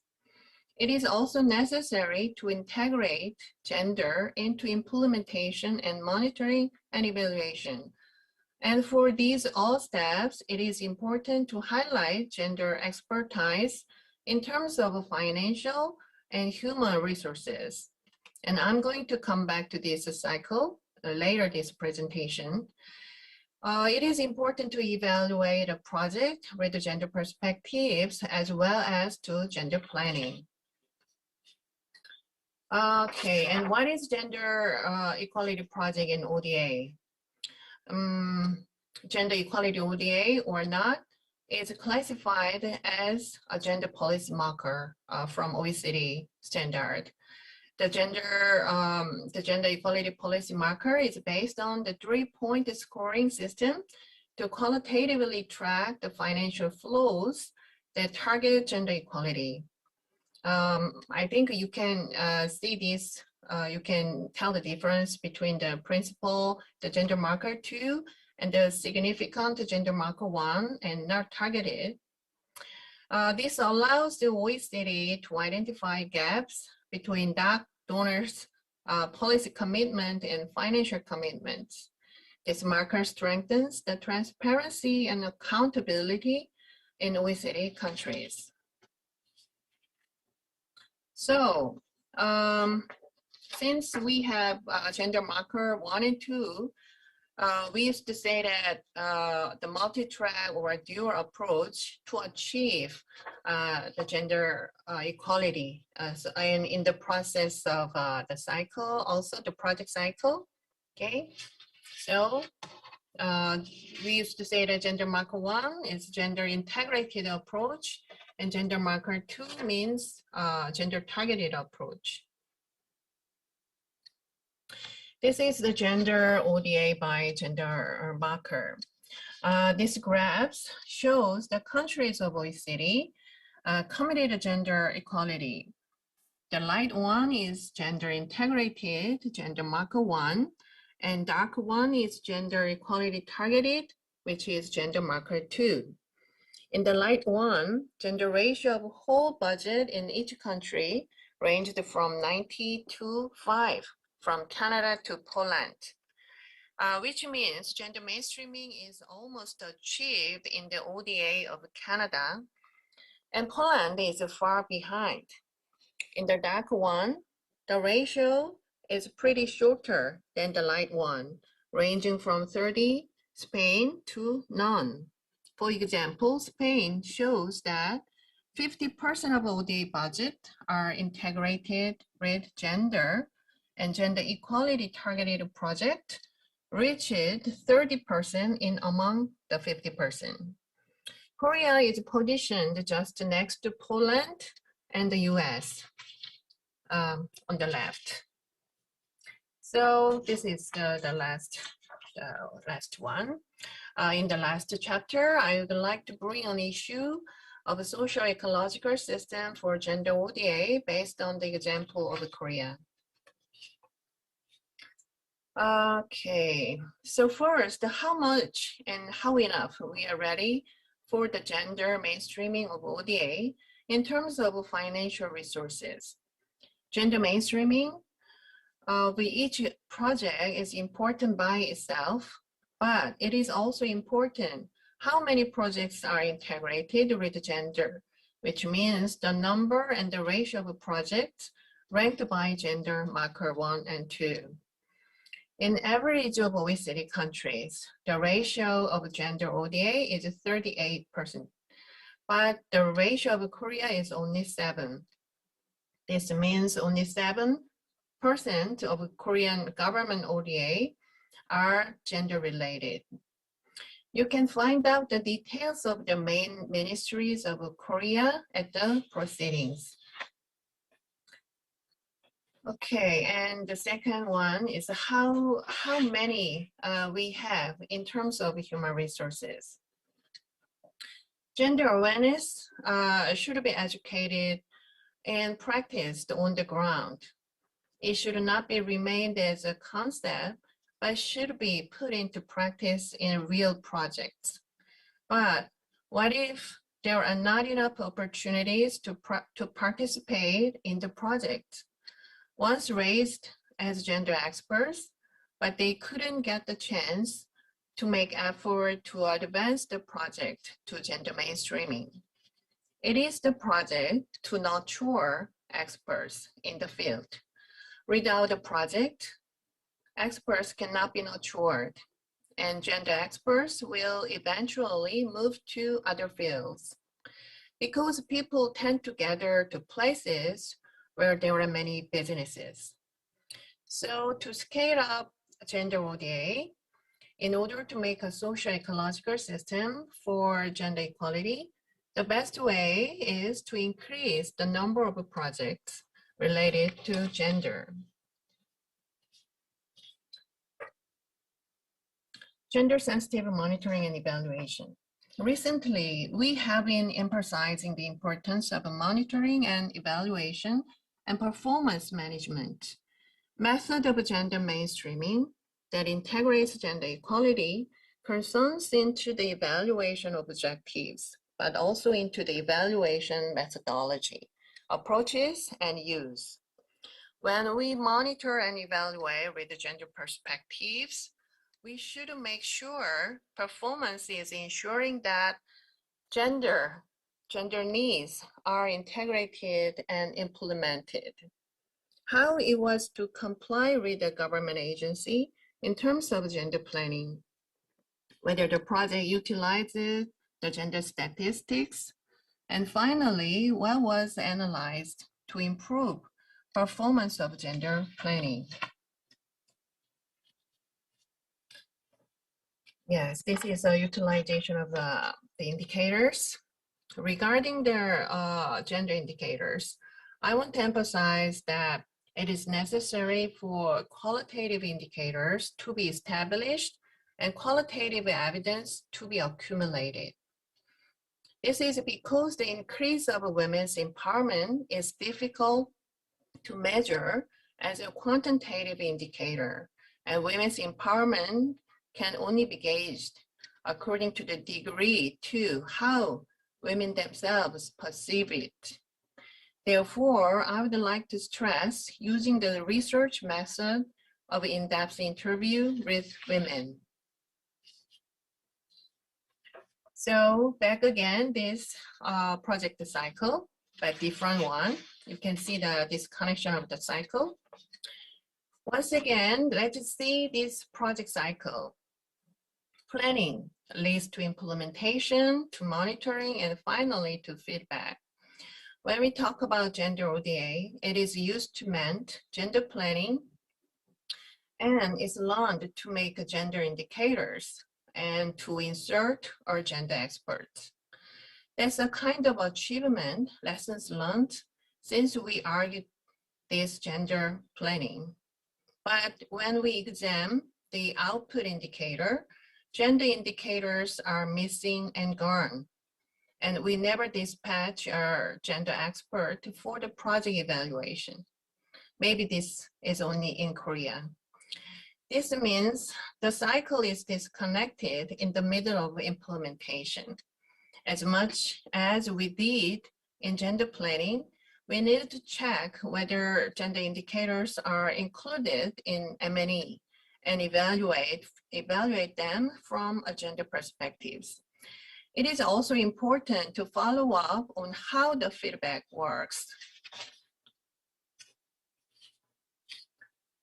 So to summarize my presentation, the first, to achieve SDG 5, gender ODA projects needs to increase for gender mainstreaming, and the ratio of gender ODA should expand in terms of financial and human resources. Second, project cycle cannot be disconnected in terms of gender indicators and gender experts from planning to M&E. Thank you for listening. Thank you, Dr. Kim, for sharing your insightful information about this importance of gender mainstream on the Sustainable Development Goal. Now let's move on to the second presentation by Yanni Sirega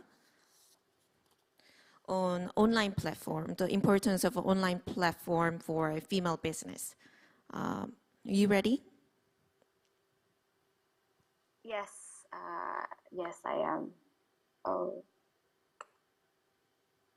okay. Am I audible? Yes. Okay, so I'll start my presentation. Good morning, everyone. I hope everyone is in a good health. So this is an honor to come and present at the KDIS Alumni Project Workshop. Let me quickly introduce myself. My name is Yani Parasti Siregar. I'm currently working as an associate in an Indonesian-based consulting firm, which focuses on financial inclusion. I actually partner in this project with my friend, my best friend, my colleague, Jahangir Alam. He is currently working at the Ministry of Information and Broadcasting Bangladesh. We are both from KDI School, batch fall 2018. So actually, Alam was also the one who inspired us to write, to do this project. Since Alam, also he wrote a piece on social media and women empowerment in Bangladesh, which the link I will share later. So I would like also to dedicate this presentation, this project to Alam and his beloved family, who has been really supportive to us in this project. So we titled this presentation with how online platforms support women's businesses during COVID-19 from Indonesia and Bangladesh. Oops. Okay, so this is the structure of our presentation. We have 4 parts. And then, yeah, so for the background, the COVID-19 pandemic that started in early 2020 has caused the global economy to suffer. Countries in developing Asia, actually, such as Indonesia and Bangladesh, who got strong support from its micro, small, and medium enterprises, were actually got hit really hard. According to Islam et al., in Bangladesh itself, the SMEs and informal enterprises got massive drops in their sales, about 55% compared to the pre-COVID-19 pandemic. While from MSC in 2020, they reported that more than 79% of MSMEs in Indonesia experienced a decrease in volume sales by the average of 50%. Meanwhile, a report by the International Trade Center in 2020 highlighted that MSMEs owned by women and youth got a worse impact actually. So yeah, but also during the COVID-19, we observed that most activities actually started to transition to online, like we have right now. Conference, studying, working, even shopping, it's everything now going online. Actually, women, the situation actually become an opportunity for women who actually wanted to start a business or already who had a business to start to use the online platform to do their business actually, because they tend to do their business from home because they need to juggle with their domestic responsibilities. But then how can we picture our statement, or how can we picture our hypothesis? So Alam and I, we did a small case study with why by interviewing several women from Indonesia and Bangladesh. So we started with one question, with the first question, why did you start a business? What is the reason? For our Indonesian respondents, actually, the job loss became the reason why they started the business. One respondent mentioned that her husband, who was an art director, lost his job during the pandemic because no more promotional activities, no more marketing from the company, so he lost his job. Therefore, the wife needs to step up to help to support the family economies, while other respondents also lost her own job during the pandemic. For the case of our Bangladeshi respondents, they mentioned that the job loss also and the income reduction, the significant income reduction of their primary breadwinners of the families became the reason why they need to help the family, they need to support the family. And then opening a small business became their option. So then we came to our second question, what is your business type? And then how then online platform actually help your business? For our Indonesian respondents, they focused on culinary and crafting. Because so they actually do their business based on their hobby actually. So they like to cook And then one respondent liked to paint. Then they start business by cooking, by selling food, and also by making crafts actually out of her painting. They said that actually online platforms such as Instagram help their business because it already the Instagram itself, it already has some friends. So they already connected to some people on their Instagram, and they can just post their food, they can just post their craft actually on their Instagram, on their personal accounts. Then when people started asking them about that, then they started actually selling their products. Even one of them said that it's no longer an option actually to use social media for business, it's a demand.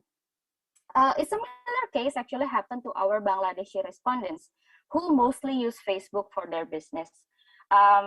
So most of them actually using their culinary skills, again cooking, so they sell their food products. They started to post their food, their cooking on their personal accounts or Facebook, and then more family, more friends asking them about the food, and then they start selling it. And then they give it to the buyer, they give it to other friends, and then friends again asking them about the food. And they started to open a special Facebook page. So it's no longer their personal account, but it's another Facebook page, special for their business, food business. Even one respondent mentioned that actually it's very convenient to manage the business from home. It's easy to go with online business from home through social media, and she feels that there's no major legal issue on doing that. She doesn't need to deal with business registration process and else. So for the last question, we asked them whether whether doing the online business inspired them to expand the business or to grow the business, and eventually actually access more financial product or financial aid to help them grow the business. For our Indonesian respondents, they mentioned that indeed in 1 year, the online platform, the online business has actually helped the economy of them, both in household and also their personal income actually. One respondent even mentioned that her income actually from the online business were similar actually to her income, was similar to her income as an employee, like an office employee. And but also both of them mentioned that they are still reluctant actually to grow the business. The main issue because of the uncertainty during the COVID-19. So they are not sure about how the situation will happen during the pandemic, how it will develop in the future. So they just focus on what they have right now. And they are still reluctant actually to maybe access loans from banks, probably to support their business, because one of them actually mentioned that she's afraid about the business registration. She needs to take care of documents, which takes more time or more complexity actually to take care of. Similarly, for our Bangladeshi respondents, they saw that actually the online business helped them to support the family, to support the economy, while also still enable them to take care of their families, like children, husband. Also, some of them have their mothers at home. But yeah, they also still reluctant to grow the business. They want to focus on what they have right now. One of them mentioned that for capitals, they don't need from banks. If they need to borrow some money, they can just ask their mother still, or just ask the relative actually, rather than taking formal financial products. So we come to our final thoughts actually. In some countries in Asia, probably like social norms still shape how the thoughts of how men should probably be the primary breadwinner of the families. But then the COVID-19 pandemic has probably like changed the thoughts, the mindset that made women actually eventually needed to step up and then support the household or support the family economy. From the case study, Alam and I, we both observed that actually the online platform can be a helper, can help women to juggle between their domestic responsibilities at home, while also do the business, because from online business they can do the selling, they can do the cooking, they can do the painting from home, they can pack from home, and even they can deliver from home. But also, so they can still do their responsibility, take care of children, helping the children to probably like do school from home. So that's what happened, and then that's how online platform help. Based on that, we also provide some recommendations. The first one is how actually the stakeholders, maybe policymakers, private institutions, financial providers, can formulate the gender disaggregated data to make a better targeted programs or assistance for women. And the second, also, we see that how now more women actually step up into micro business, small business.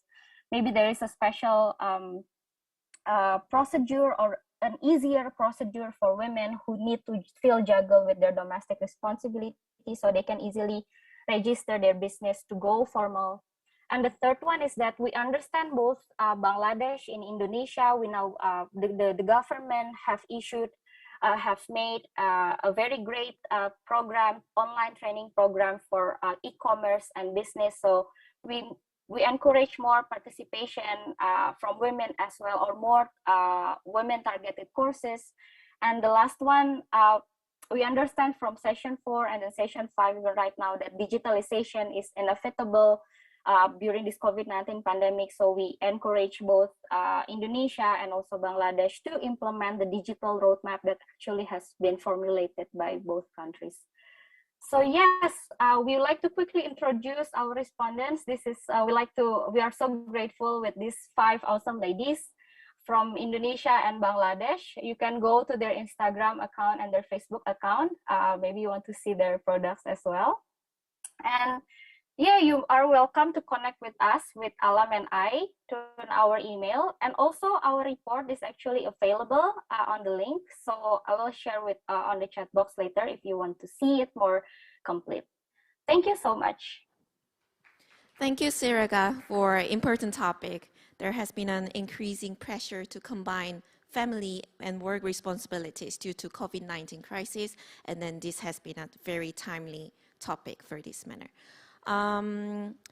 We can discuss, if we have more time later after the discussion, we can have Q&A session from YouTube and then Zoom meeting.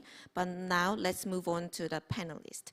So the first panelist is Ms. John Dark Umulisa from Rwanda.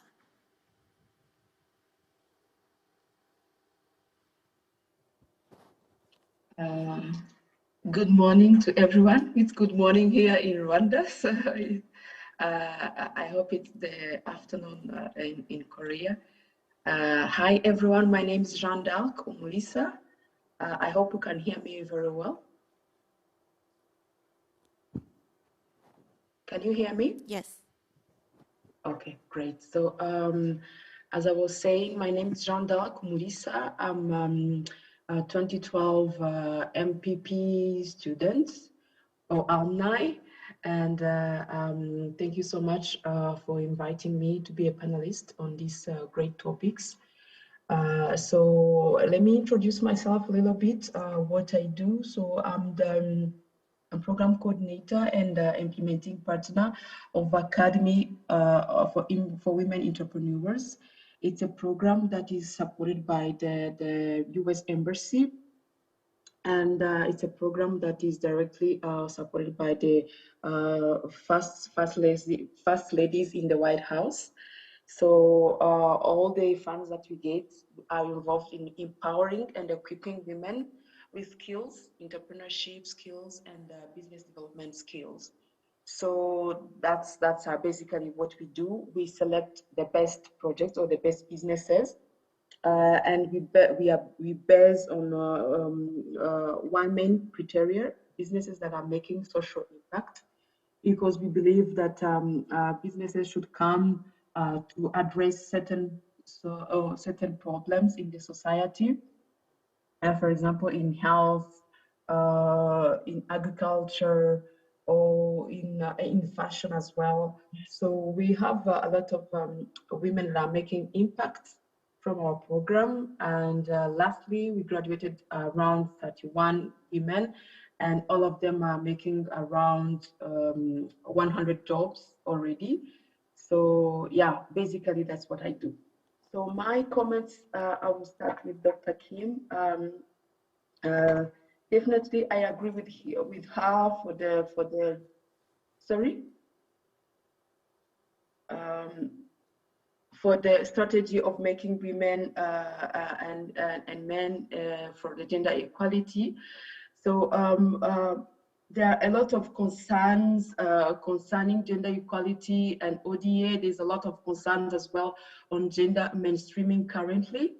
So I will just comment on the gender mainstreaming because this is very, very important, because it allows all programs and all policies to actually capture or be gender sensitive.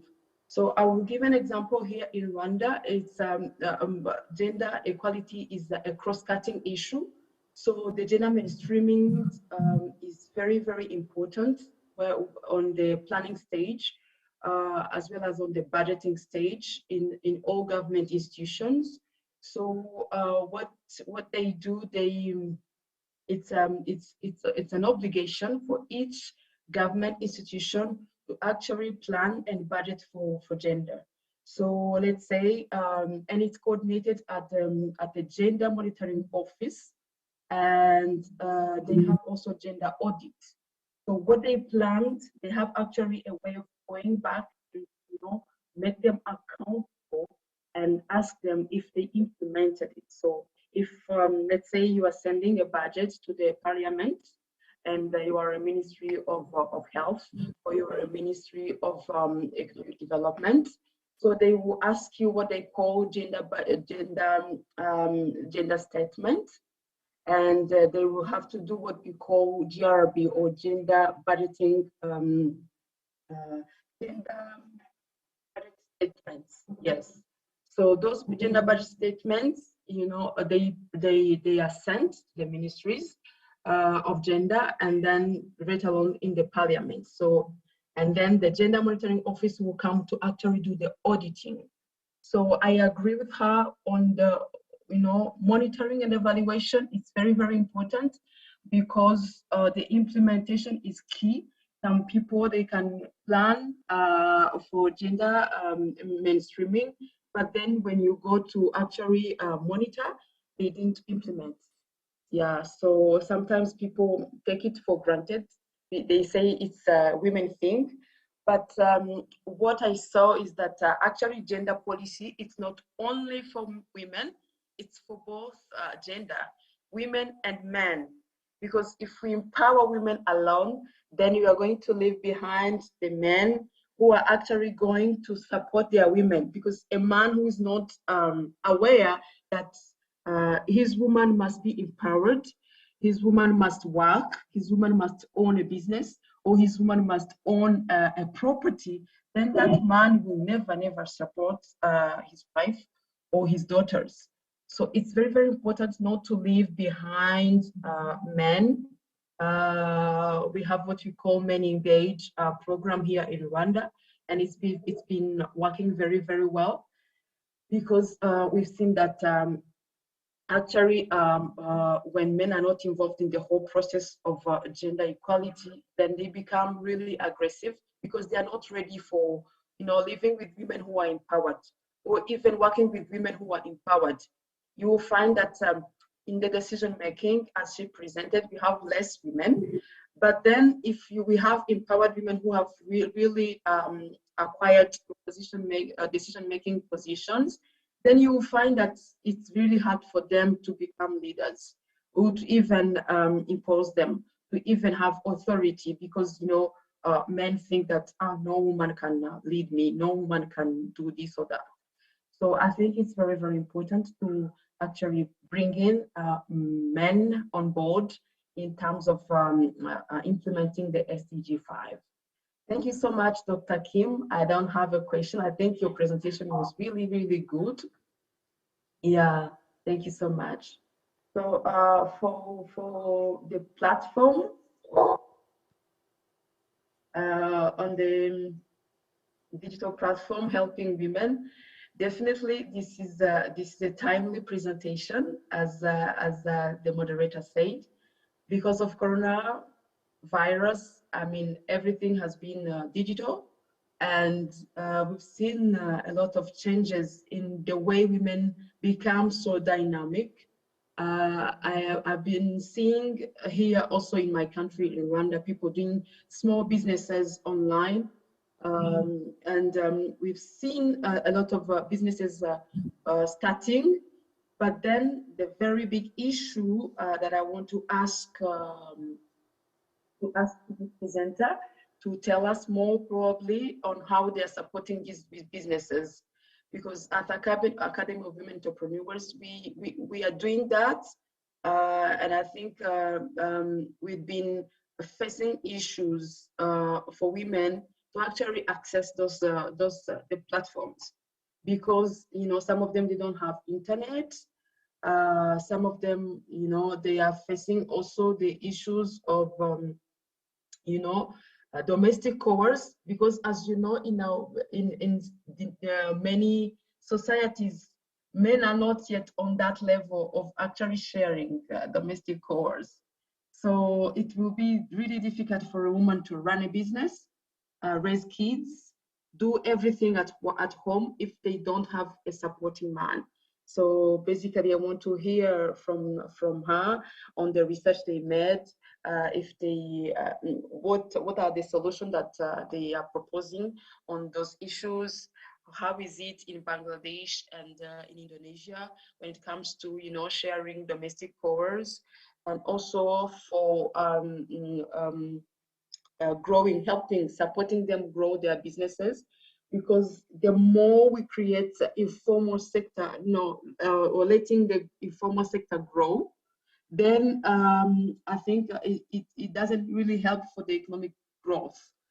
That's why we really encourage women to actually move from just working on digital platforms, but also register their businesses so they can get formal support from the government, from NGOs, or from other philanthropists that are supporting women in entrepreneurship. Yeah, so over to you, presenter. Please give us more details on Bangladesh and Indonesia, how the businesses are supported, and how they are handling the domestic coerce issues, as well as learning businesses. Thank you so much. Thank you, Ms. Umelisa. I cannot agree with you more in terms of bringing men into mainstreaming gender target, because every time women try to make a progress, there has been political backlash by some people to hinder this progress. So it's important to situate men as well as women in the mainstreaming, gender mainstreaming target. And in addition to that, this online platform and juggling between work and family challenges male breadwinning responsibilities, but the question remains whether it's necessarily challenging female caregiving responsibilities, which is a key important source of gender equality in many countries. So let's move on to the second panelist, who is Ms. Gina Park, 2010 MDP student. Well, it's really nice to meet you here at the new KDI campus. I studied at the old Seoul campus in year 2010, a long time ago. And I know that I'm the last commentator, so if I won't hold you that long so that you can go for lunch you're waiting for.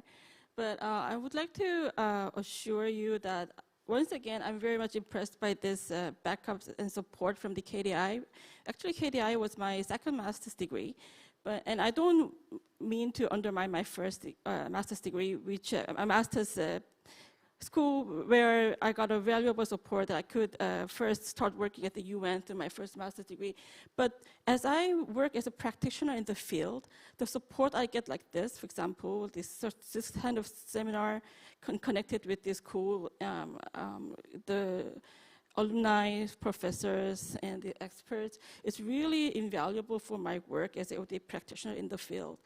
As introduced, I'm the country director for a bilateral Korean ODA agency specialized in health. We are under the Ministry of Health.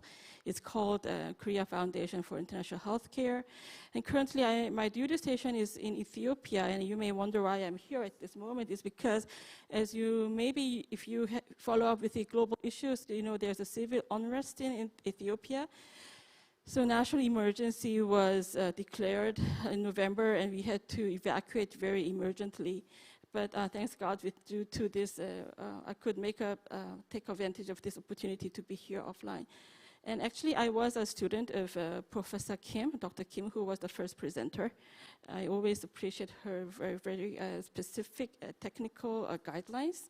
And in further to can I get some help? Yes, this is our office in the Addis Ababa. We have another sub office in our project zone, but and it's so salam to everyone, my Ethiopian alumni, if we have here online. I would like to touch on two issues on gender that is very much directly the outcome of gender inequality in developing countries. That is the maternal mortality, which used to be the number 5 goal in MDG, and now incorporated as the first of the 16 target of SDG 3.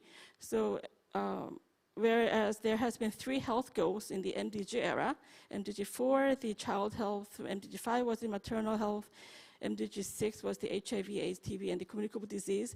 Now all these health goals are incorporated as SDG under 3 universal health coverage, and the importance of maternal mortality is being recognized as the first target. The 3.1 is the maternal mortality. If you think of maternal mortality, you would just think of death occurring during the maybe at the birth of the child, but it's not so. Maternal mortality is covering the period of women's pregnancy to 40 days after the delivery, and the importance of maternal mortality as a development and also human rights issue in developing countries is that 94% of all maternal mortality in the world is happening in developing countries. It means that there are pure health concerns in maternal mortality that can, even though you are living in the US, Korea, or maybe in these northern Eastern European countries where you can get excellent health services, you can be the victim of maternal mortality. But this issue is preventable, most preventable, if relevant socioeconomic supports are provided, not only in the health center. Because as you can see in the diagram, there are direct determinants of health, but more importantly, there are socioeconomic determinants of health that really hinders women or the family to decide on seeking necessary service at the right time. So in particular with like maternal mortality, you have to have the right service at the right time. That's why it's very important that women and the family can make a decision at the right timing to seek services. But when you are an ODA practitioner and you always talk about like the socioeconomic determinants of health, but if you think, so if you're asked, so what are the socioeconomic determinants you should tackle, then it can be very vague, or you may have to, you can get really, you may not be able to answer right away, but you don't need to worry that much because there are already tools on the ground. One of the tools I would like to introduce you is the socioeconomic and gender norms, and that's, it's called CG, developed by the OECD. And this categorizes very much which category of gender norms you can utilize, you can you can adopt in your framework of thoughts and in your programs. So I would like one of the things I would like to introduce you was to take advantage of these tools on the ground, and this one is the one I personally use, and I also actually have utilized this data in my second thesis as an MDP graduate with the KDI. So explore more on this site, and you will get more insightful resources, how to utilize this very specific indicators for gender, addressing the issue of gender inequality in developing context. One of the things I would also like to address is the gender-based violence in the context of conflict, because we have to understand that the gender-based violence, or simply we call it rape, is not an instance that is being conducted, it's not as a demeanor or crime on a personal level by the combatant at the site, incidentally. It is also part of a social norm, and where the state, the government, or the state, or the government authority is behind the scene as a state apparatus. So the very first stage of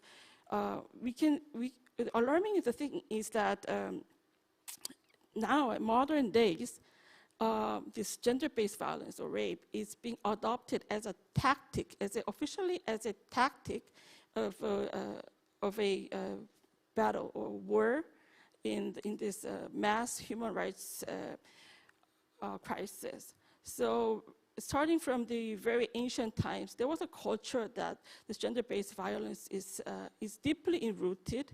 We take it granted that when there is, for example, when there's an invasion of an ancient tribe to another tribe, you burn the village, you rape the women, you take all the things away from the home, and you take away the survivors and take your slaves. These are very deeply enrooted ancient, whereas these are no norms. It's been more and more institutionalized and adopted and developed as a tactic. So at my last slide, you can see that the international community is recording this as a hardcore fact, and there is a movement in the international community to denounce this gender-based violence as part of the war crime, and that can be punished under the international law as international war crime. Well, thank you very much. Thank you, Ms. Gina Park. Due to the time limitation, we are not going to get a Q&A session after the speaker's response. I would like to kindly ask our two presenters to give a short answer to the question. Thank you.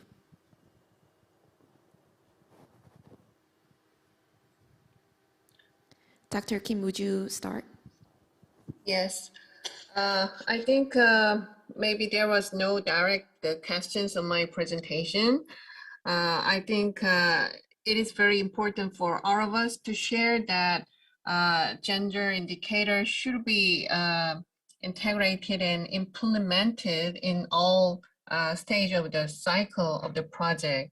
And it is really easy to forget, and it is kind of a forgettable, the gender indicator, usually in the Korean the project managers. So I want to emphasize that part. And maybe there is no time, I know, but I just want to ask a very short question to the second presentation. Usually in Korea, it is reported that the online business and online working at home is only limited to the upper class of the whole total workforce. So maybe it's not that totally different in the situation in Indonesia. So I'm just concerned that if we, for like the KOICA or other Korean government, if we have some kind of make a project to support the woman who is working on the online business, what kind of the components or what kind of the things maybe we can support for the women in the online business? Thank you very much. So for the first one, for Ma'am Umulisa, for your question, indeed, that's very that's so true. I think I personally see that the change is disruptive. Everyone now needs to go digital. Maybe the policymakers, they need to adapt with the policy that allow digitalization actually on that. So the first one is we see both Indonesia and Bangladesh from Alam and I.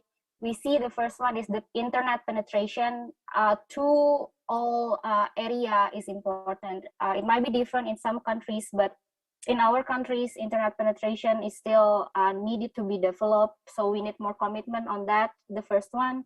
Also, the second is that the government aid, the government assistance also to help the micro business.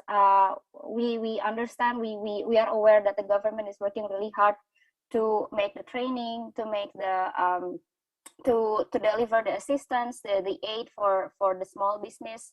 Now also we see that the importance of data here to make sure that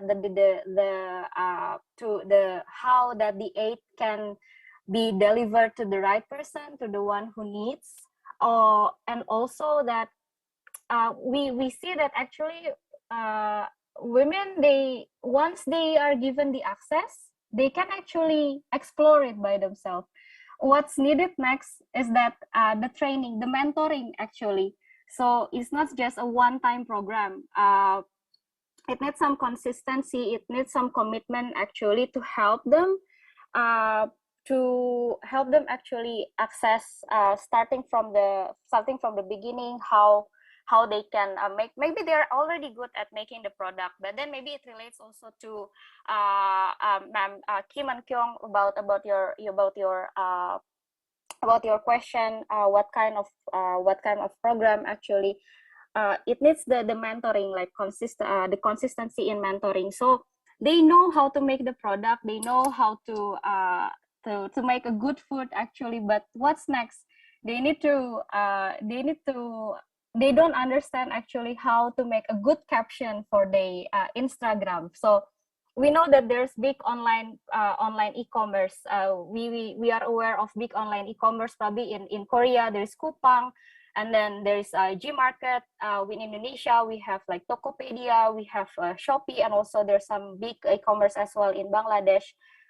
But then we now know that there is like informal online channel. We call it informal online channel, such as WhatsApp, such as Instagram, actually such as Facebook, then can be used as a media as well to market, to do the business. So what's next for the women is that to help them, to mentor them actually how to make a good caption probably for their products, how to make a good packaging, also how to determine the price of the product. So it needs some step actually. It needs some commitment to help them on that case. Also about the digital literacy, we see it's important about the data privacy. Maybe it's too much dimension, but maybe if we can start little by little, actually just to give them the access, to introduce them about the opportunities that is available online, that would be great also for women actually. And also the involvement of all the cooperation from all the government, but probably like private sectors, financial providers, NGOs, academia, think tank. I think that's very important as well. Thank you.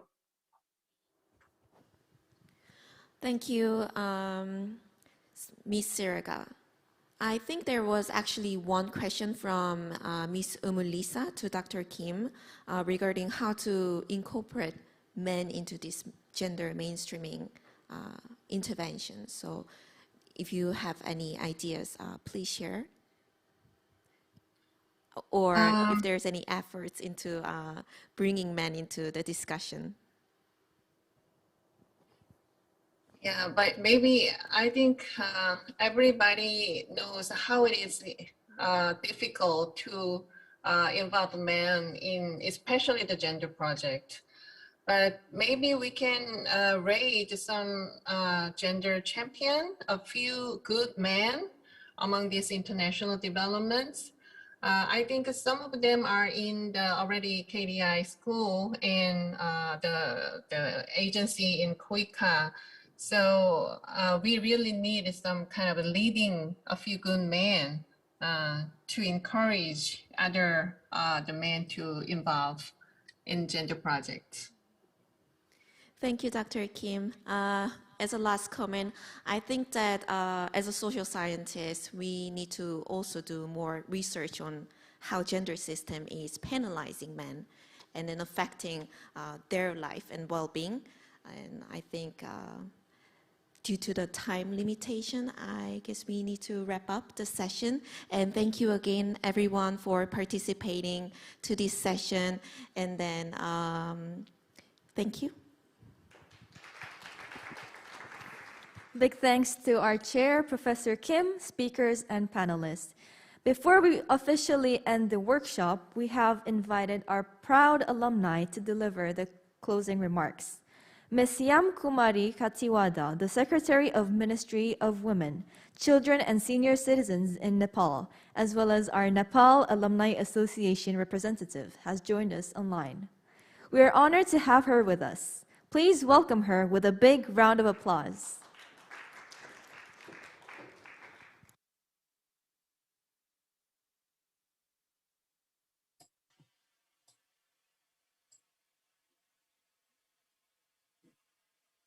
Good morning.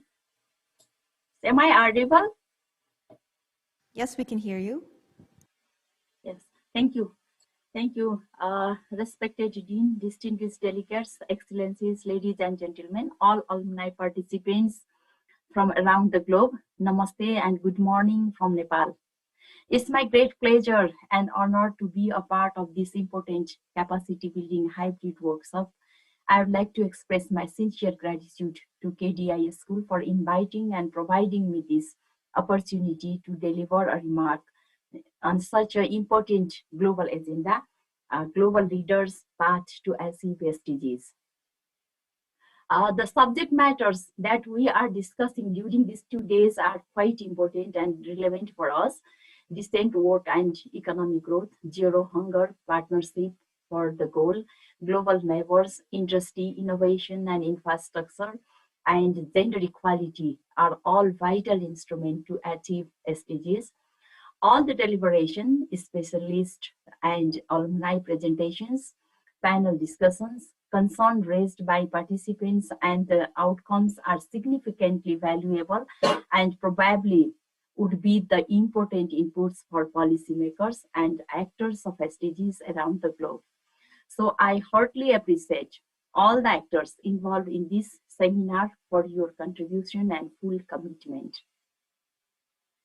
It is the commitment of 193 countries leaders establishing SDGs with 17 goals to eradicate poverty and hunger, enhance security, peace and justice, and decrease the negative effects to climate change by 2030s.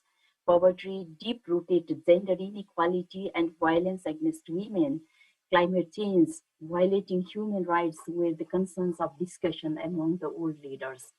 We know that at the heart of SDGs, there are 5 critical dimensions known as 5 Ps: people, prosperity, planet, partnership, and peace. We acknowledged the efforts made by every country based on their own context to accelerate the implementation of SDGs. Many governments are providing the stimulus package for business, education, health, social protection, gender equality to beat climate change and to create decent work. We must speed up to develop infrastructure and creating conducive environment, improving investment and doing business indicators. The innovation on the small entrepreneurship, providing technology know-how and capital to rural people enhance the opportunity for getting more employment and income generation. It is very much obvious that partners of the sustainable development actors the world are facing immense challenges, including funding gap and capacity to achieve the goals within the time frame.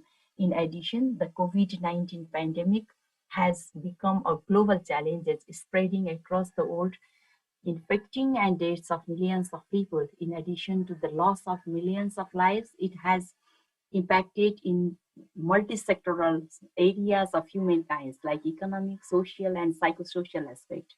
Production and productivity, employment, remittance, tourism, investment and trade, education, hotels and restaurant, real estate, rental, commercial activities, transport and storage sectors, especially MSMEs sectors have been affected badly.